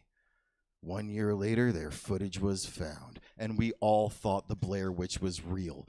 For like a fucking year, we thought we were like, holy shit, witches are real. This is happening. All of a sudden, we had buckles on our shoes. We're churning butter. Nobody knows what the fuck is going on anymore. We were ready to burn people at the stake again, dude. It was awesome. I miss that time, man. They just don't make movies like that anymore. It sucks. Fucking, I don't like getting older, man. I know I'm getting older because I don't understand technology anymore. I tried to buy a bunch of that Bitcoin stuff the other day. I accidentally converted all my money into Marlboro miles. I don't know what the fuck I'm supposed to do with all those things now. If you don't remember what Marlboro miles were, it was essentially the McDonald's Monopoly game for people who weren't going to live very long.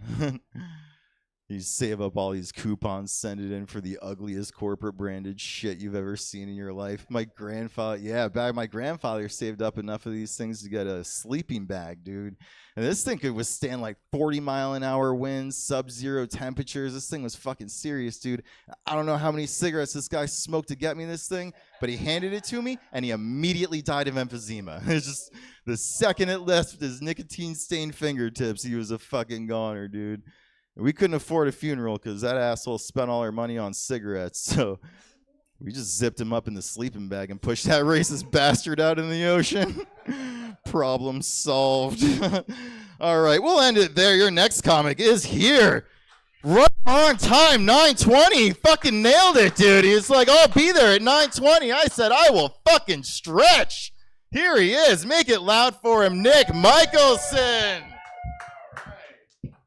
Oh shit! All right, Did he announce that I was late? Okay, just now.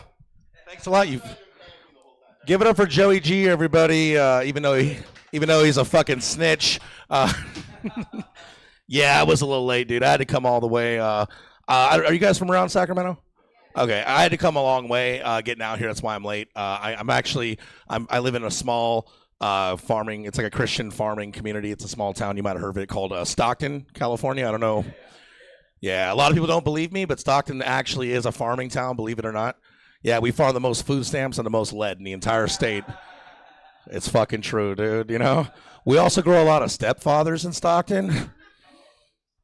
Yeah. I mean, in hindsight, we should probably start growing more regular fathers. You know what I mean? Like, there's a reason I'm dressed like I was raised by a copy of Tony Hawk's Pro Skater. Like, you know what I mean? Like, oh, dude, fucking too real. Oh, dude, I'm so sorry. It's too real. This dude, I like you guys. You guys are cool.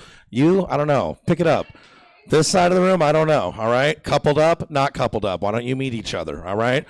Let's start putting some of me and some of you. No, I'm sorry. I don't know where that came from. I'm very lonely. It is true. We grow a lot of stepfathers. We should grow more regular fathers. That is true. If you don't believe me, I have some anecdotal evidence. Here it is. See, I come from a long line of stepfathers on my stepfather's side. I'll explain. You see, my stepfather, he was a stepfather, right? And then his stepfather that's my step-grandfather. That was his stepfather. Yeah, long line, guys, long line. And just to break the cycle, I ended up having a little girl of my own, and I'm still in her life today. I love her very much. And she's going to be a big sister very soon, you guys. Thank you. So, yeah, my little girl's going to be a big sister. So now, like, I'm finally going to be a stepfather. Like, you know what I mean? I see you didn't, not only got the joke. Her mom's a whore. Anyway. Yeah, see, he's smart, though. You never admit if you get that joke because you have to drive home later. You know what I mean? You don't want her taking the wheel. Jesus is supposed to take the wheel. Is your name Jesus? All right. I don't know. Where was I going? This joke sucks dick. Dad?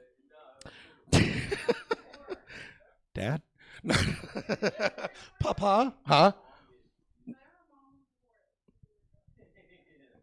I'm high. Anyway, listen. I don't have time for these shenanigans, guys. All right, we got a show going on. You paid a whopping $5 a ticket, and I'm going to give you every penny. No, not really. It's not. I'm worth about $1.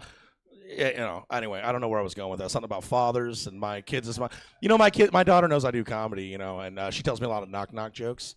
You know, and that's fucking adorable because, you know, highest form of imitation, highest form of flattery, right? She's always but here's the thing. I never told my daughter to do stand-up. I found out she knows because her mother, you know, the whore, the one we talked about earlier. Yeah. Actually, she's not a whore. I'm just being an asshole. She's a very nice lady. You should be ashamed for laughing at that. She's a good lady. I'm kidding. She's a whore. See, we're back. You don't know where I'm going. Anyway, yeah, her mother, she told her in a way such as, she told her in this way, I'm sorry, sweetheart, we can't afford those new shoes. Your daddy makes jokes, not money. You know, and then I had to be like, baby, your mom doesn't know what she's talking about, sweetheart. She lives off child support. You know what I mean? So, guys, it's a joke. All right, I'm kidding. Look at me. I'm several months behind on my child support. Okay, let's be honest. It got real quiet. All right, that's not fun. Did it get too real in here? All right, Anyway, all right. Fuck it, dude. All right, this is weird. I don't care. All right. I don't know if I'm getting paid, so I'm just going to assume I'm not getting paid at this point. I made good life decisions. You know what I mean? I'm going to let that ride out. That feels good. Deeper. I mean, I don't know. Anyway, yeah, I actually quit. Okay, so I did get sober recently. This is a true story. My drug of choice was cocaine. I haven't had any in 7 weeks. That is a true story. That's not a joke. Thank you. So I just been crushing and snorting a lot of Adderall, dude. Just fucking the whole way here, like, babe, give me another pill. I was just getting real amped up. You know what I mean? So I can come here and perform for this large audience at Stabs tonight. You know what I mean? I get paranoid before I go on stage. I got to make sure my demons aren't following me. I don't know, dude. Yeah, comedy's cool. I wish I was better at it. Comedy's like sex. I wish I was way better at it, dude. Yeah, I started dating this chick who's 11 years younger than me, which is sick. You know, I'm 32, so that's not too weird. That's a little weird. But I should probably stop saying I'm 27. Like, that's not a good look. All right, new joke. Fuck it. Okay, you guys ever fuck kids? All right, no, that's weird. Let's reel that back. All right. So, like, what do you guys do for work? No. This guy knows what I'm talking about. I don't even know how much time I'm doing, so I'm going to keep talking. All right, fuck it. You guys want to hear some stories? All right. I'm gonna start off with telling you about my childhood. I was a dumb kid growing up. It's a true story. I was a dumb kid. One time I was having dinner with my friend. He was over at my house. I was about 10 years old, and we were eating pasta, and we were bonding over our Italian families and our heritage and our Italian culture and our good Italian food. And my mom, I guess, who was washing dishes behind my back, finally got sick of hearing it, and she said, "Hey, we're not Italian. You're just fat and you like spaghetti." And I'm like, all right, that's fair. That's fair, mother. Thank you. I thought we were. That's how fucking dumb I was. I'm like, I like lasagna. Like, is Garfield Italian? I think he is. All right. I don't know. My mom, when I was 5, she bought me a wiffle ball golf set, you know, from like a pharmacy. And I took it home and I was playing it in the backyard. I was shanking the balls over the fence. You know, I was like a fat little 5-year-old dumb fucking kid just shanking golf balls in the backyard. And I don't know why I'm so mean to myself. Anyway, it doesn't matter. I'm fucking stupid, right? All right, I'm hitting these golf balls. And you guys know what golfers yell when you watch golf on TV? When they shank one of the balls, they yell fucking, what is it? 4, thank you.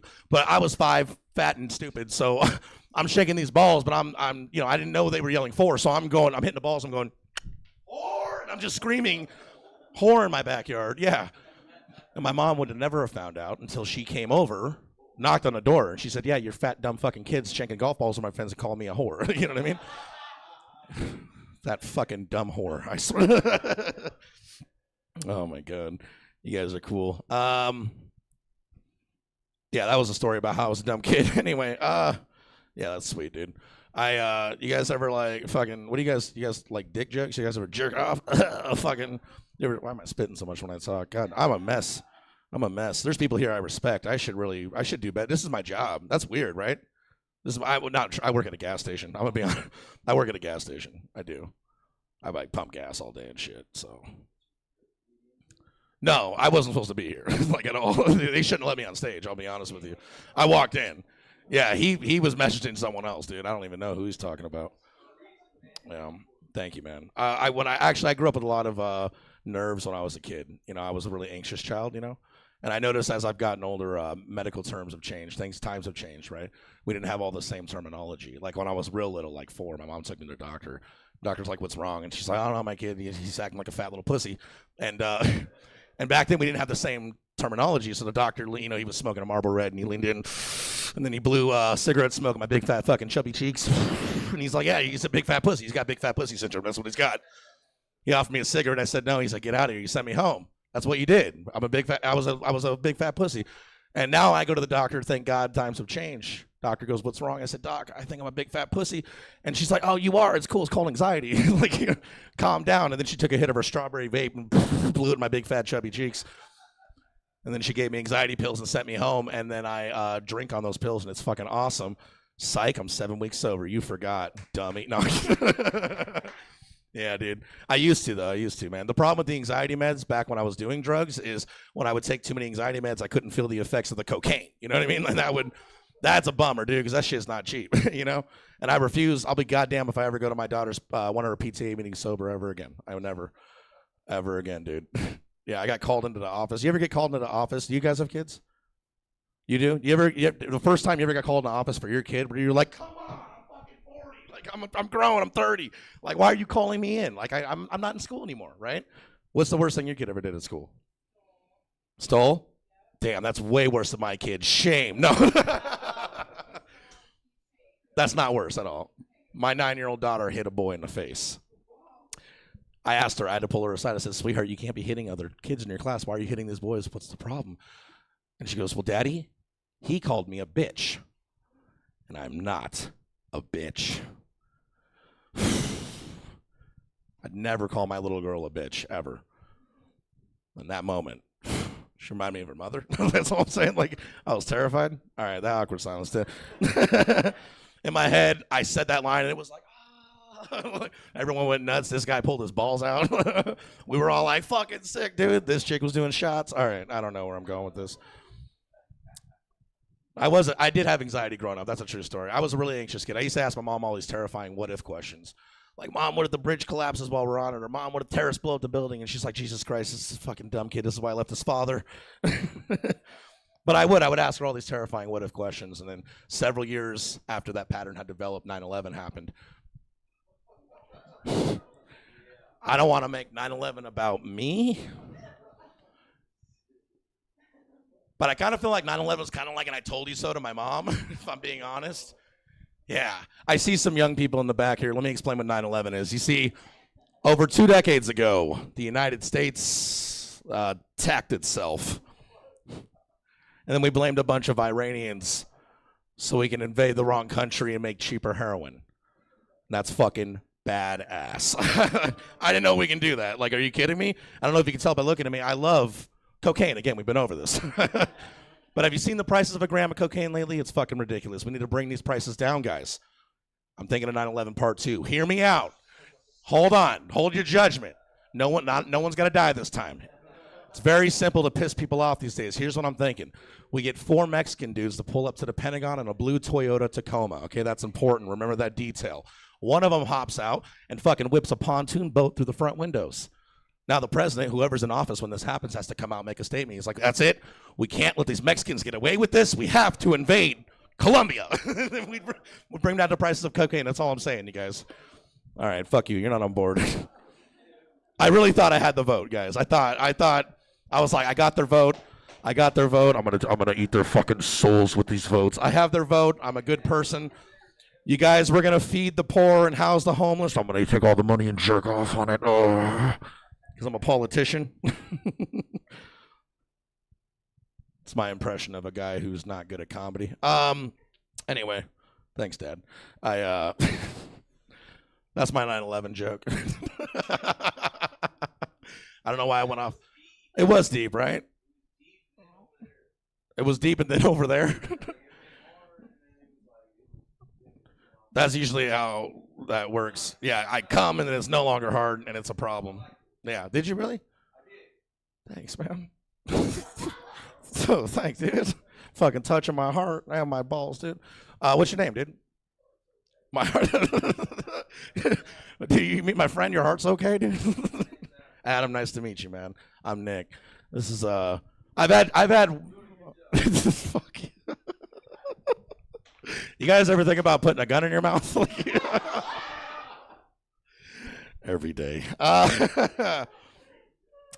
right. You guys want to hear a true story about the first time I smoked meth?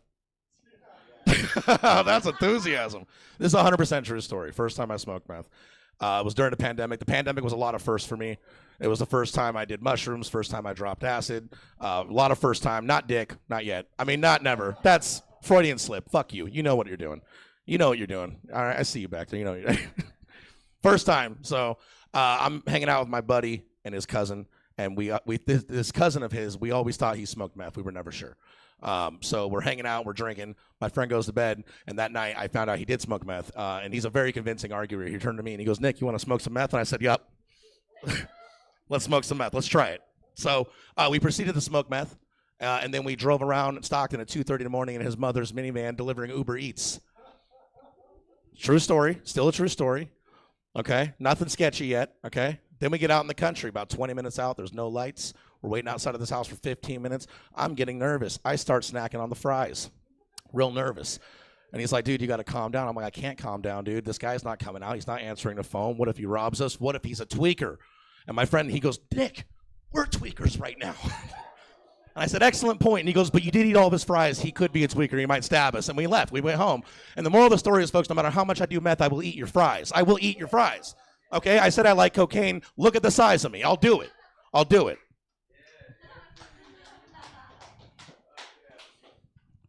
Fuck yeah, dude. My fucking dreams are fucking complete right now, dude. Dude. Anyway. Dude, I wish I could have this guy every fucking show. Any show with 2 empty layers, I want him in the third. Every fucking show, dude. I'd be like, you see that? You see that, Mom? Somebody likes me. Anyway, she's a good lady. You like a comedy fluffer? Stand-up fluffer. Man, I used to be really good at crowd work, and I just don't care. I don't care to rebuttal. No, I like what you're saying, though. You're a comedy fluffer. What do you do for a living? Oh, I thought that was... Are you high, too? Okay, that makes sense. Yeah. All right, dude. Anyway, you guys ever think about putting a gun in your mouth?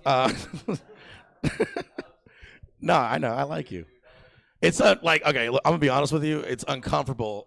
I'm not good with compliments. You know what I mean? I'm getting nervous. I feel like you want to fuck me. I don't want you to fuck me. I don't, but all right, just once. I can't now. You made it weird. All right. That's not fair. I made it weird. I'm the one that mentioned having sex with you, to be honest. Well, me, but with you. You'd be there. Generally, most people I have sex with are there. Like, nearly, okay, you want to know another fun fact? You guys want to hear some, all right, listen up, kiddos. Listen up, kiddos. You want to hear another fun fact? You know, most people will die at some point in his or her lifetime? Like, at least 70% of people will die at some point. That's a fucking trip, dude.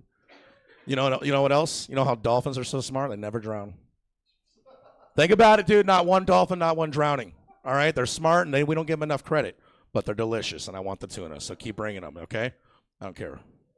Fuck, dude. Everything he says is funnier to me than I am to me. I hate it. All right, this guy.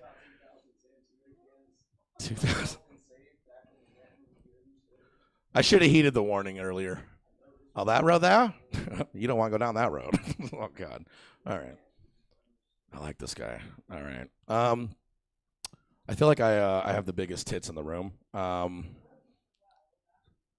No, it's okay. It's insulting me.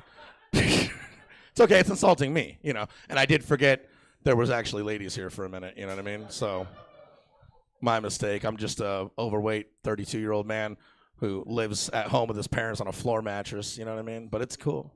It's cool. When I was a kid, would you guys ever want to be something stupid when you grew up? Like a doctor or a lawyer or an astronaut or something fucking retarded? What would you want to be? A news anchor? Fucking retarded. I love it. That's a dumb job. Oh, man. No, that's cool. That's cool. That's cool.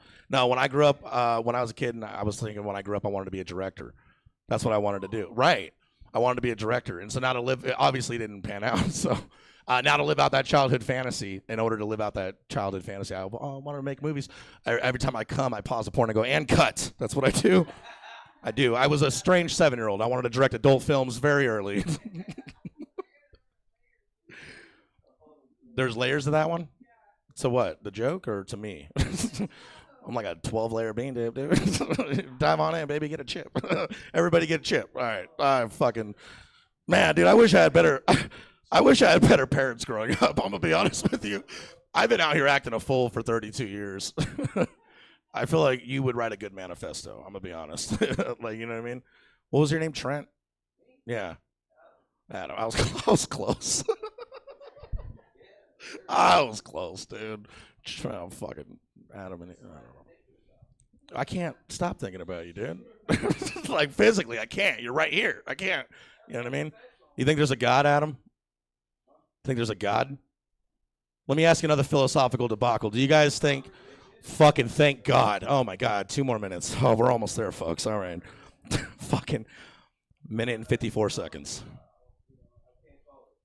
No, yeah. I always wonder if there's a God.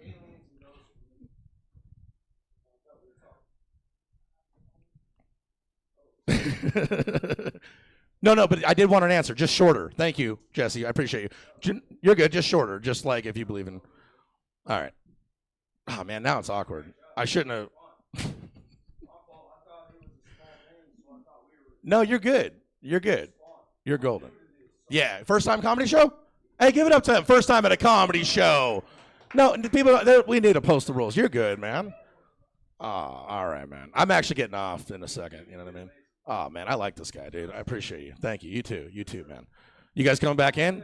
The next guy, dude, if you thought I was fat. No, I'm kidding. If you thought I was funny. All right. So you guys single or? You guys come here often or? Oh, man. Yeah. It's funny. This guy, the guy who booked me, he saw me not do well, which in this industry we call bombing. Then he's like, but I can see he's got chops, and then he brought me out here, and I showed up late and was high and got heckled, and I bombed again. So what it should tell you is that there's no such thing as a happy ending, and we're all gonna die. I just want all of you to remember that for your next comics up here.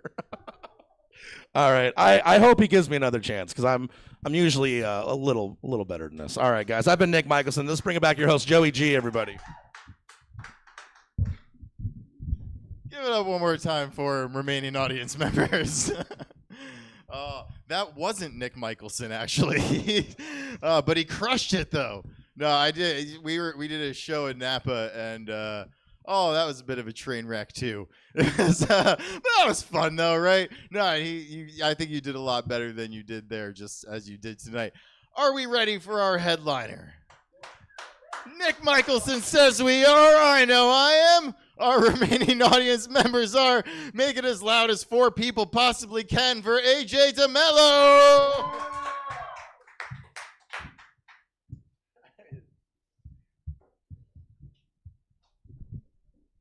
Hey, Sacramento.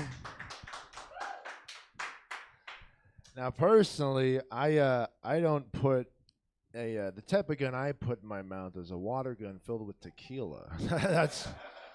I try to keep it fun, you know. It gets too serious the other times. You get something with metal, you're like, this feels heavy and nice. You know, like I never had a kid, but this seems better. You know, it's like I just gotta put a bullet in. I'm not gonna fucking take it to school. You know, that's a weird concept. That's where they go for other things. Okay, so school shootings. Hey, we're kicking it off here with a bang. Like literally, there's a lot of guns mentioned tonight. You know, I live in a neighborhood where it's hard to distinguish if it's a gunshot or if like leftover fireworks. You know, and I try to tell my dog it's neither, but he doesn't call it. He doesn't believe any of that shit, you know. You can't just like squeeze a squeaky toy and be like, "We're gonna go for a walk," you know. Here's a treat. Forget about it, you know. Like I'll start to take him for a walk sometimes, and it might even be just like a hard car door slam, but he'll just be convinced, and then the whole walk he wants to go back the way he came, kind of like my ex-girlfriends, you know. They're like, "We gotta go back." Oh shit! You guys, is this your first time comedy show? Any of you guys? Hell yeah! You been to some comedy shows? In the Stab? Well, don't worry, we don't keep like a knife under the stage or something. You know. I was about to say that's for Fridays, but it is Friday. Dyslexia. Yeah, I got some. I got some disabilities. I'm dyslexic, but like really dyslexic. The other day I asked someone to pull my finger and I peed my pants. You know? That's not good. Don't tell anybody, okay? Before we go any further, I just want to say that no, I am not the dad from Cloudy with the Chance of Meatballs. I get it. I look like I fathered Mario and Luigi, you know? My dad says I look like I'm either really for or against gay marriage. Pretty wrong either way. We got some weed smokers here. You got some weed smokers. Ah man, my weed tolerance is through the roof. I've been smoking so much weed that I've been eating too fast. Like last night, I ate half a pot pie before I could put it in the oven. You know? You ever do that? gets tough out here. Oh shit. That's why I eat bananas. Segue. Here's the thing though. I love bananas because they slow your heart rate down. Thing is, I have an irregular heartbeat, but I still drink a lot of coffee, smoke a lot of weed. Both of those speed up the heart, you know. So I use a banana like someone with a peanut allergy uses an EpiPen. So if you ever see me like out of breath, dropping a banana, stab me with it. This is the place. Check under the stage after the set. Somebody's got to do it now. With a real knife. I'm just kidding. I'm carrying the energy. We switched from guns, though. You know, we're de-escalating the danger. Okay. By the time we get out of here, it'll just be like me talking about eating too many sweet tarts before bed. You know, like we'll get into the G zone. Okay. What else do I want to fucking talk to you guys about? It's not your typical set, you know. I want to talk about bouncy houses and how I used to fuck on a swing. That wasn't in a house, you know. That doesn't make it fun. People buy a sex swing now, and it's like, well, you couldn't do that like 30 years ago, right? You had to like go to a park, have a lookout. Whoa. Nope, we're good. I don't know how that works. When do you think a sex swing even started? When do you think, was that like a 2000s thing, or do you think that was around in the 80s? Or someone probably got inventive, like maybe Alexander Hamilton is like, it's like, people don't like me, but I'm fun, you know?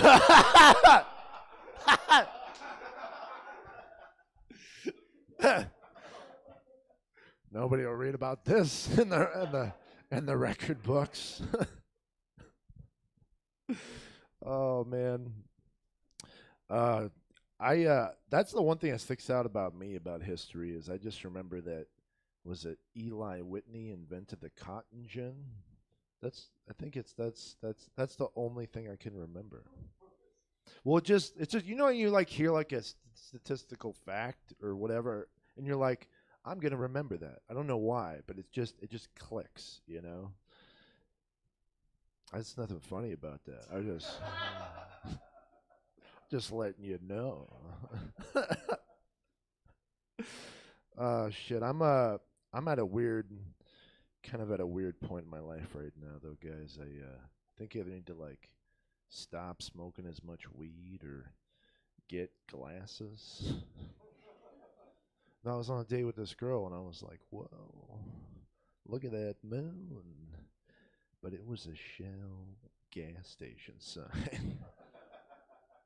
It's not good, you know. But I'm talking to the same girl, but she's tough. She's a painter, so she's not really into me because I'm bald, one hairstyle, so she can't really work with that. And I was like, but if you're a painter, isn't life what you make it? I mean, I'm not bald. I'm just a blank canvas. You know what I'm saying? I am smoking too much weed. I know it helps, you know. Like I get a bad back, you know, where I smoke weed, but I still get like mad at things over the years, like when players are kneeling for the national anthem. Not because they're kneeling, just because how long they could kneel without having muscle spasms. I get a little jealous of those fucking Hercules over there. Fuck, before they even take a snap, they're fucking showing off. No one saw it that way, but I'm cracking a sweat before they are, you know? I'm like, I can't picture it. Can't do it. Anybody here switch to any diets or anything? Anything like that? Anything kooky? Herbivore diet, McDonald's diet, gun in the mouth diet with tequila. I've kind of been like forced into eating healthier. I found out I was gluten intolerant, so I've only been eating like vegan and gluten-free foods, which has created a whole new set of problems for me. Like, I'm living in constant fear. I've never been more afraid I'm gonna fart on stage in my life right now. It's not good. But I beat the gluten allergy, you know. Like cause I really love Chinese food. And I'm weird. I put orange chicken on pizza, you know, like it's a double wham, you know, like you ain't gonna fuck with me, you know. Life is a struggle though, man. Life is a struggle. I struggled as a kid. I had a speech impediment, plus I'm colorblind and dyslexic. My first anxiety attack was from reading Rainbow. It's a lot of colors. It's a lot of colors. It's a lot. I have PTSD. Hey, I know I look like it. I have PTSD. I was raised in a house where I couldn't always avoid or even like process a lot of the drinking and fighting going on around me, which has often left me in this like fight or flight mode.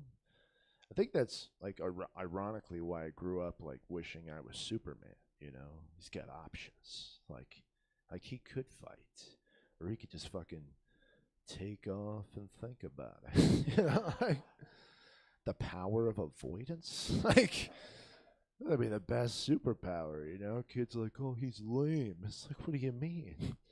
Like he could fight, or he could just deal with this shit later. You know, like what are you gonna do? Stop him? No. He's gonna go grab a beer while you choke on your soup.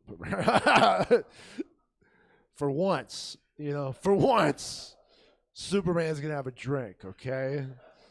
That's what he's gonna say.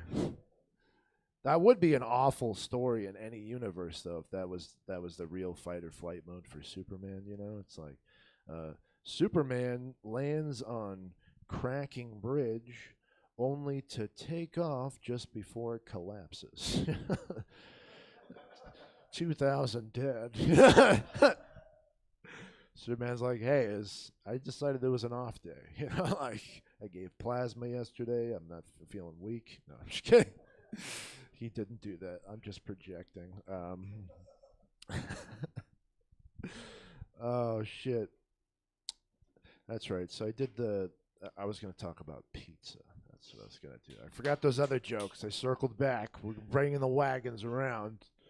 But here's the thing. I know I said I ate gluten allergy, but I ain't no square. You know, I eat pizza. You know, I love pizza. I just don't get how, you know, like some people eat it like without the cheese. It just doesn't make sense. So what? No cheese on pizza? That's like wanting no glitter on your stripper. But how are they supposed to shine? Doesn't make any fucking sense, you know? I'm gonna sell my mom out. She's the one that doesn't like cheese on pizza. I don't like to argue with her. She's like the master of arguments. She always says something where the other person doesn't know how to respond, you know? You know, because a lot of people get to the point in an argument, they go, well, you know what? Screw you. My mom will go, well, you know what? You could jump up my butt for a milkshake. Which has been followed with, ma'am, would you please step out of the vehicle? Yeah. My mom's not the best with arguments. God love her. I love her. But she likes to win them, you know? Like, remember she was like fighting for custody of me when I was a kid with my dad in court, and at one point the judge went to say my full name. He's like, the defendant's son, Anthony Julian. She's like, his name is AJ. Like I'm Kunta Kinte or something. Like, what the hell's going on there? And my mom's a gamer though, you know. Like she kind of reminds me of like one of those like football players that gets hurt but refuses to leave the game. You know? Like except she'd be like that, like playing hide and seek with me and my sister, you know? Like we'd be all concerned. She'd like fall down and get a bloody knee, but like get up saying, "You better run, bitch." You know, fucking ripping off a tourniquet. Michael Jackson music going. So, porn. I have a segue. There's a weird thing I finally realized about porn after all these years. You know that phrase that the girls keep using, like, over and over? It's like, these girls just not care that the phrase, "oh, yeah," is copyrighted by the Kool-Aid Man. This is fucking disrespectful, right? Have some respect here for the people that came before you. I mean, I know the Kool-Aid Man was a coke addict, but Jesus, he had a purpose. Let you know that he was there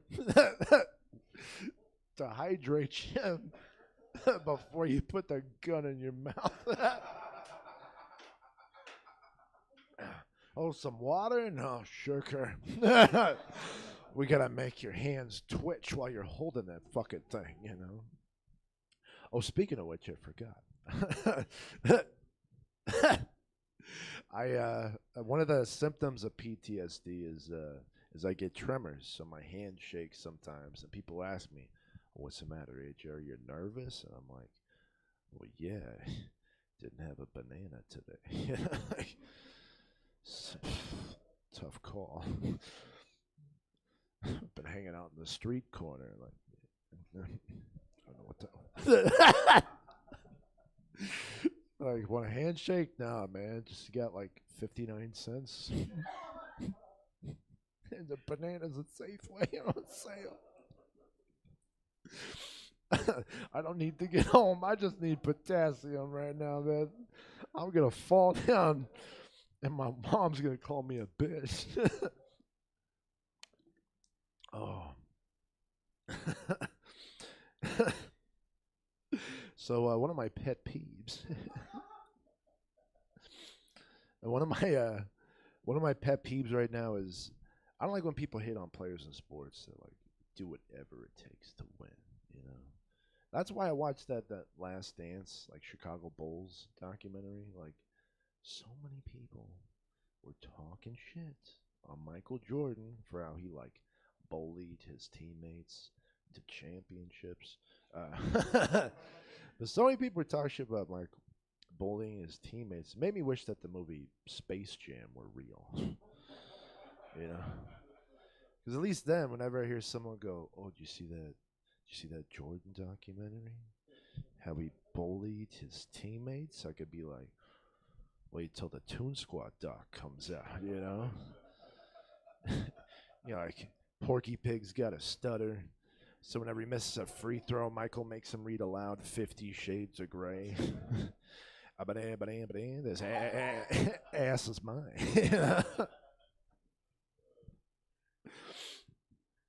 You know, I don't think people realize we dodged a bullet with Michael Jordan. You know, like it was kind of iffy there for a second. That, like, I feel like that's somebody that could have been anti-Semitic.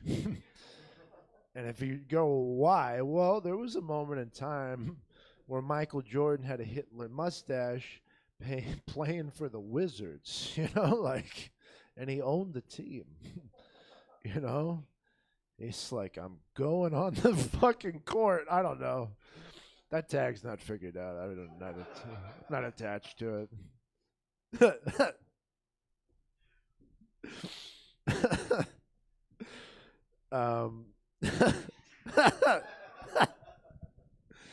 You know, one of my favorite things about comedy is this made me a lot better at, like, you know, introducing myself, and I was real bad at that. Like, the worst time was when I moved and switched schools in the 5th grade. I was the only kid in the whole school that couldn't speak Spanish. Every kid could speak Spanish except for me. So my brothers, that'd be like a funny gag to teach me how to say "I'm cool" in Spanish. You know, sort of break the ice with the other kids, except they didn't tell me how to say "I'm cool." They told me how to say "soy maricón." And in case you don't know what soy maricon means, it doesn't mean I'm cool. It means I'm gay. But like really, really gay. Not that there's anything wrong with saying you're gay. This might be something wrong with a 9-year-old with PTSD, thinking they're saying I'm cool when they're really saying I'm gay. You know, like the month of February was kind of tough that year because at the bottom of every kid's Valentine I wrote "Soy maricon," you know.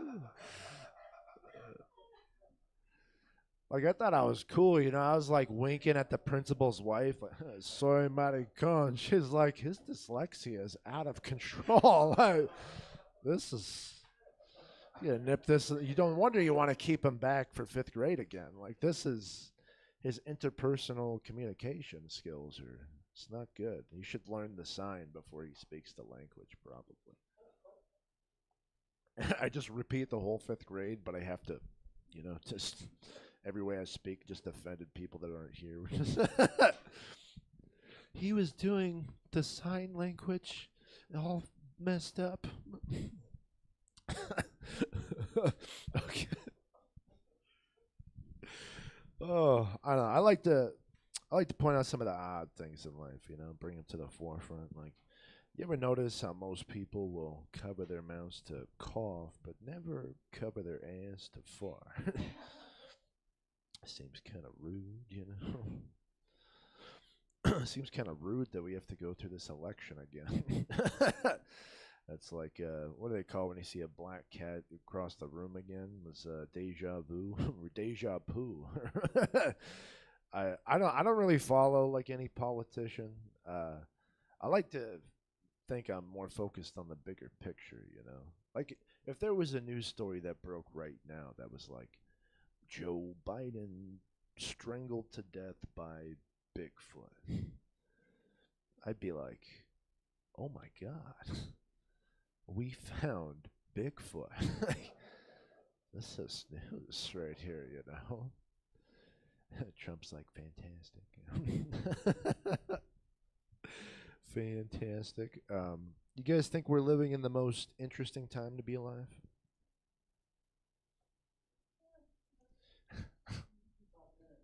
Top 10. Well, it depends on what gun you're holding. Does it got some weight? Does it got some liquid? Hey, we're talking differences here.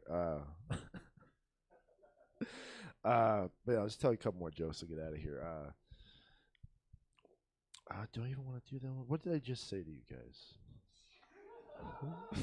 I'm jumping all over the place tonight, okay? I'm doing hula hoops inside of hula hoops, okay? While holding a gun in my mouth and my brain, you know? I'm just gonna do this before I get out of here so I can bring this call back, okay? I lost 60 pounds in the past year and a half. Well, I could be lying, you don't know. No, but losing weight, it's made some things like better, but it's giving me more anxiety doing stand up. Like my roommates are comedians. If my roommates are comedians, they're like, you know, you're not supposed to want to look good doing comedy. And I was like, you know, you're not supposed to be talking to me when we have this sheet hanging in the room. Privacy, bitch. You know, like, let's chill out over here. To be honest, we do have separate rooms, but it doesn't always feel like that. Like my space is still being invaded. Like I just found out that one of my roommates is going through my room to use my private bathroom. So to get back at him, I've been leaving a sex doll on my bed with his name on it. Soy maricon. Hey, my name's AJ DeMello. Thank you guys very much. AJ DeMello, everybody. Give it up one more time for Nick Michelson. Guys, we had a whole lot of fun with guns in our mouths tonight, and I hope you enjoyed the show. Get home safe. My name's Joey G. We'll see you back here another time. All right, everybody, that is it for us for tonight. Check out stabcomedytheater.com for our full calendar of events. We got a whole slate of shows tomorrow, 8, 9, and 10. So much good check out stabcomedytheater.com, and then you'll know what's going on. So we'll see you back here tomorrow. Have a good night.